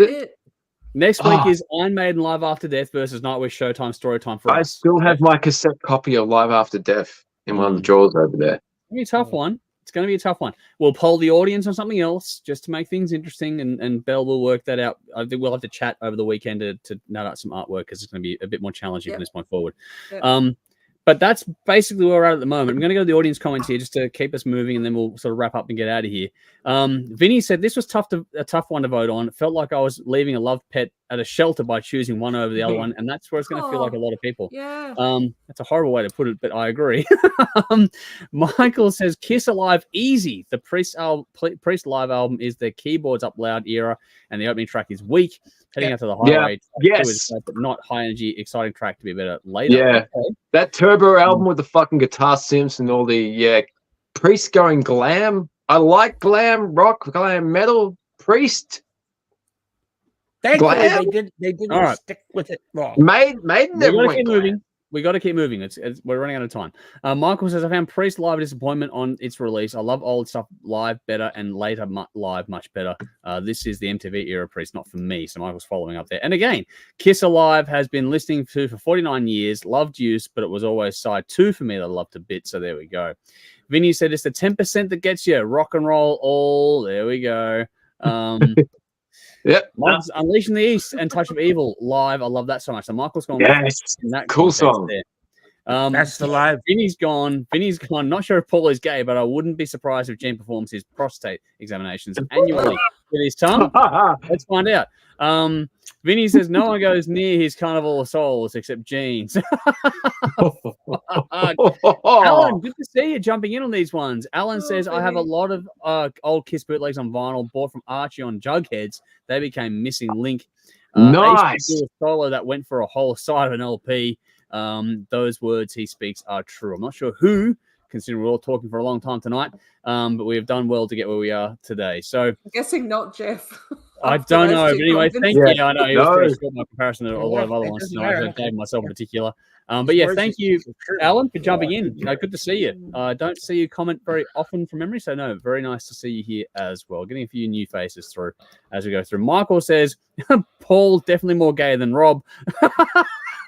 Right. I don't believe that. Wow, that's a statement. All right, we'll run with it. I read Paul Stanley's book 10 years ago when it came out, and I thought he was like one of the most easygoing, laid back, normal dudes in rock and roll because everyone's got a fucked up childhood. But this guy he's got a deformed ear. Yeah, he was deaf in one ear, and he was like a freak growing up. And his older sister was schizophrenic who tried to kill him. Yeah. So. Yeah, he had a lot of fucked up shit. Usually, the most tortured people make the best artists, and that's how it kind of works. Exactly. Because you don't just settle for what the cards that were dealt to you. You want to be something better. So, I'm sorry, I'm laughing, but Sparks has jumped in saying $20 is $20, Michael. So there we go. I don't get it. Anyway, we got to put a pin. We got to move on and get out of here. It's getting late. So, but that's where we're at. So next week is going to be what do we got here? So we have round 6 is Iron Maiden versus Nightwish. We're going to do physical graffiti, choose songs. Guess the song is Bell. That's you're up next week for Guess the Song. So Bell, you're up. Cool. Backyard Banger will be a Blaze. We'll work out behind the scenes who's going to take over that one. Like I was saying, check us out on television as well. We get more music than talk, where we can do that on television. You can't do it online, unfortunately. So 10:30 p.m. Saturday nights on Channel 3 in Melbourne. 10:30 p.m. Thursday nights on Channel 44 in Adelaide. You can catch both of those online, on TV, or via the web. So check us out. There's repeats different times in the week as well. So jump in, enjoy the music we play there, and then join us for live streams and all the extra stuff we do for chatting as well. Thank you to everyone for joining us tonight. I hope you've enjoyed the show, whether you're watching live with us or you're tuning later on. We do appreciate you taking the time to check out what we're talking about here.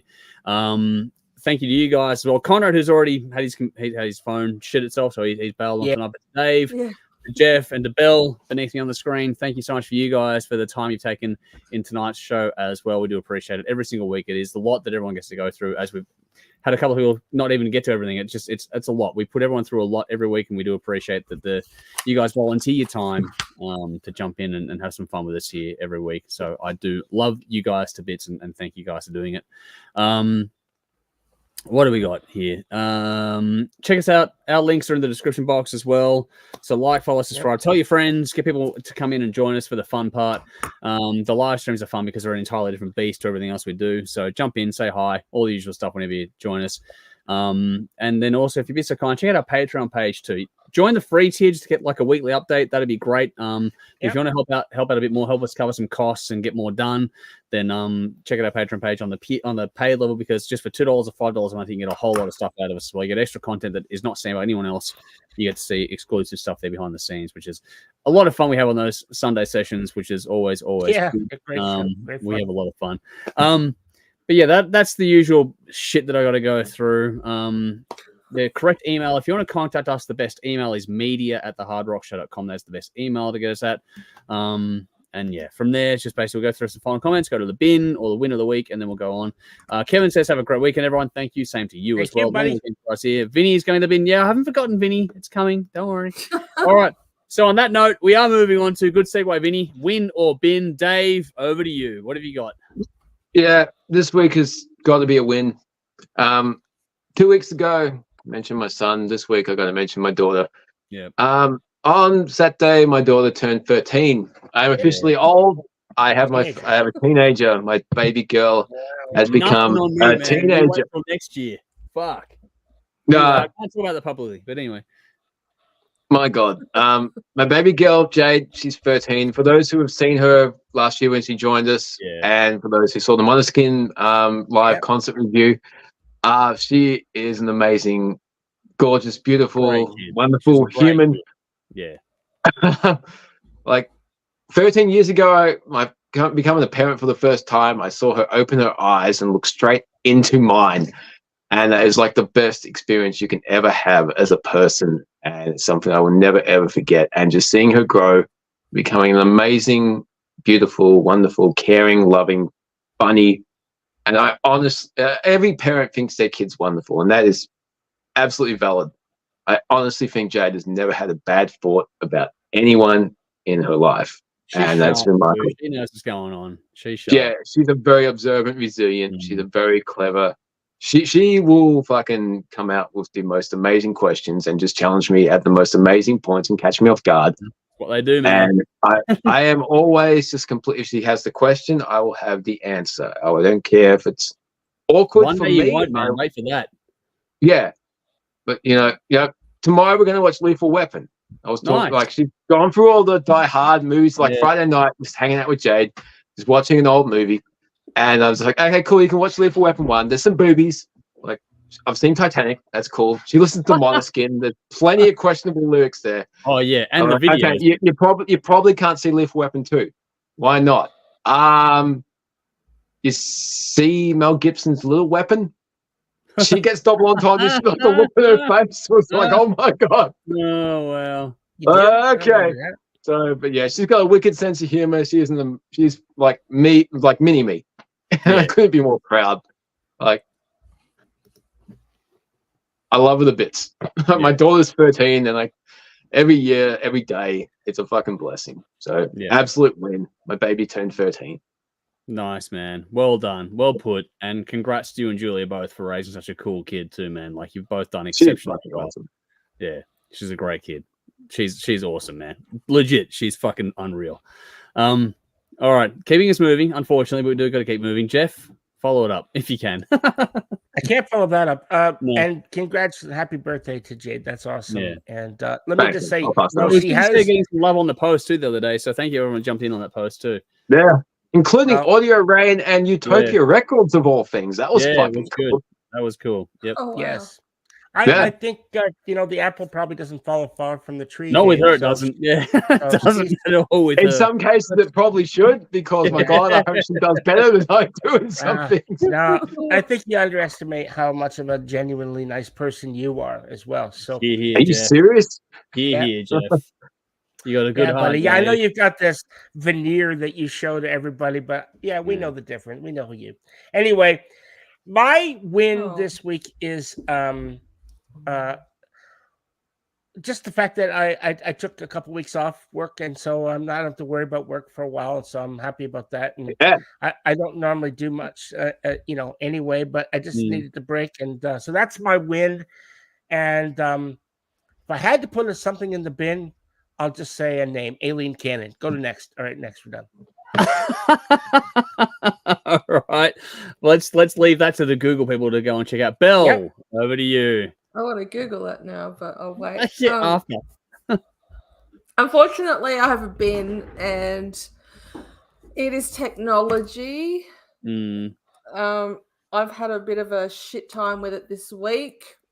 Tuesday morning, my work laptop died. I'd already started work. I was working away, and the fan just started going nuts. Yeah. That fans suck. It was just like, it was just going like, cutting sick anyway. And it felt really hot, like, oh shit. So I switched it off. I gave it a bit of time. Yep. Hopefully turned it back on. It was doing the same thing. I'm like, okay, it's fucked. So I normally don't go into the office on Tuesdays because it's a 2-hour round trip. I go on Mondays and Fridays. So I had to go in to get one of the spares so I could actually work. Went in, got it home. It was like after lunch at this point. Turned it on. That was all fine. But I'm in the government, and we require like an Microsoft Authenticator app on our phone to kind of link to and get access to apps on the computer. My app decided to shit itself. Oh wow! It just started full wigging out, like it's just all weird. I'm like, this is stupid. So, and I couldn't get it to work, so I ended up uninstalling it from my phone and reinstalling it. Well, I tried to reinstall it, but it wouldn't download. It just kept coming up with a fail error. And Wow. And it wouldn't. And I tried all these things, and it wouldn't do it. So I called IT, and they're like, "Oh, it sounds like a you problem, not an us problem." Like, Fuck that. It's me, it's you. Yeah. Idiots. Well, but we'll send it to level 2. So, expect a call. Didn't get a call. Yeah. Oh, well, this is great. So I achieved fuck all on Tuesday. And then Wednesday, I was chatting with Ellis like early before he went to school. And he's like, Mum, you might need to do a full restart on your phone, like a factory reset. So, shit. Yeah, it's like a pretty extreme when you need to do that. Just so I could access work. It's just ridiculous. So anyway, so I did that. And it was a real pain in the ass because you have to reinstall a bunch of apps and remember passwords and it's just and then I lost some apps and it's just been a right pain in the ass. But anyway, so I managed to get logged into work, but I have some specialist programs that I need special kind of permissions for, and that took hours. So and one of these things I actually need to do pretty much everything that I do. So Wednesday was effectively a write-off as well from a work perspective. So I was back up and running today, but it was just like, so does that cause a massive backlog for you? 2 days out? Fortunately, it hasn't been too busy. And my offsider, who was off all last week with COVID, was back up and running this week. So she at least you had that. So she was able to got the backup. Yes, but it's just fucking technology. The technology in the bin. We need it, but it sucks at the same time, which is always fun. It does suck. All right. Before we get out of here, my bin and win. Win is we did some more cementing this morning, so I poured more concrete today, which is good and bad. Take your pick. How's your back? It's sore. But just greeting.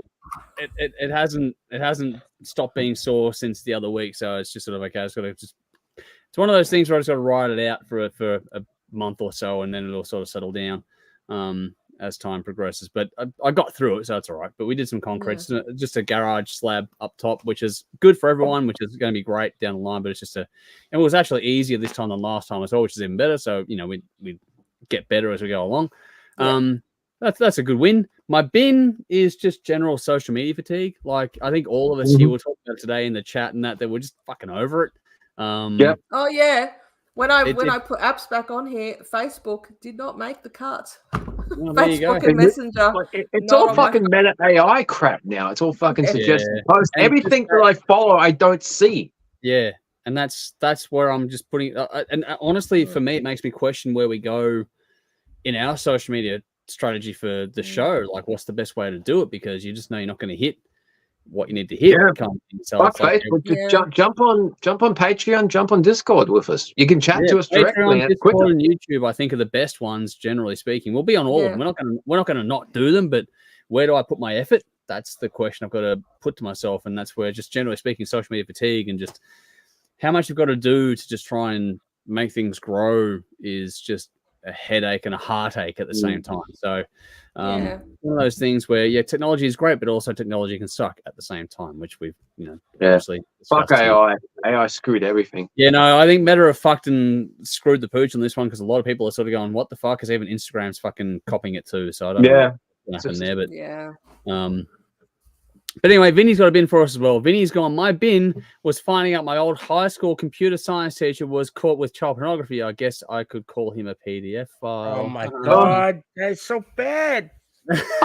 Vinny, time to fire up a Terrorist OnlyFans account. You can vote there. Well, maybe one day we'll $20 and I'll stick my finger in my belly button.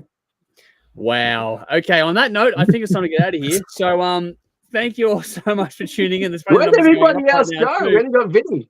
I know the numbers are going up and we're going to log off. So we're gonna nip it now. We're going to be done. But thank you all so much for jumping in. We do appreciate the time. I hope you had fun tonight with us. And if you're tuning in later on, thank you for your time as well. But on behalf of Dave, Bell, and Jeff, as well as Connor, who's already left us tonight, thank you so much for tuning in. We'll see you all again very, very soon. Until then, I'm Andrew. You all know what to do. Until next time, drink up. There we go. Rock on. Cheers. We'll see you folks more soon.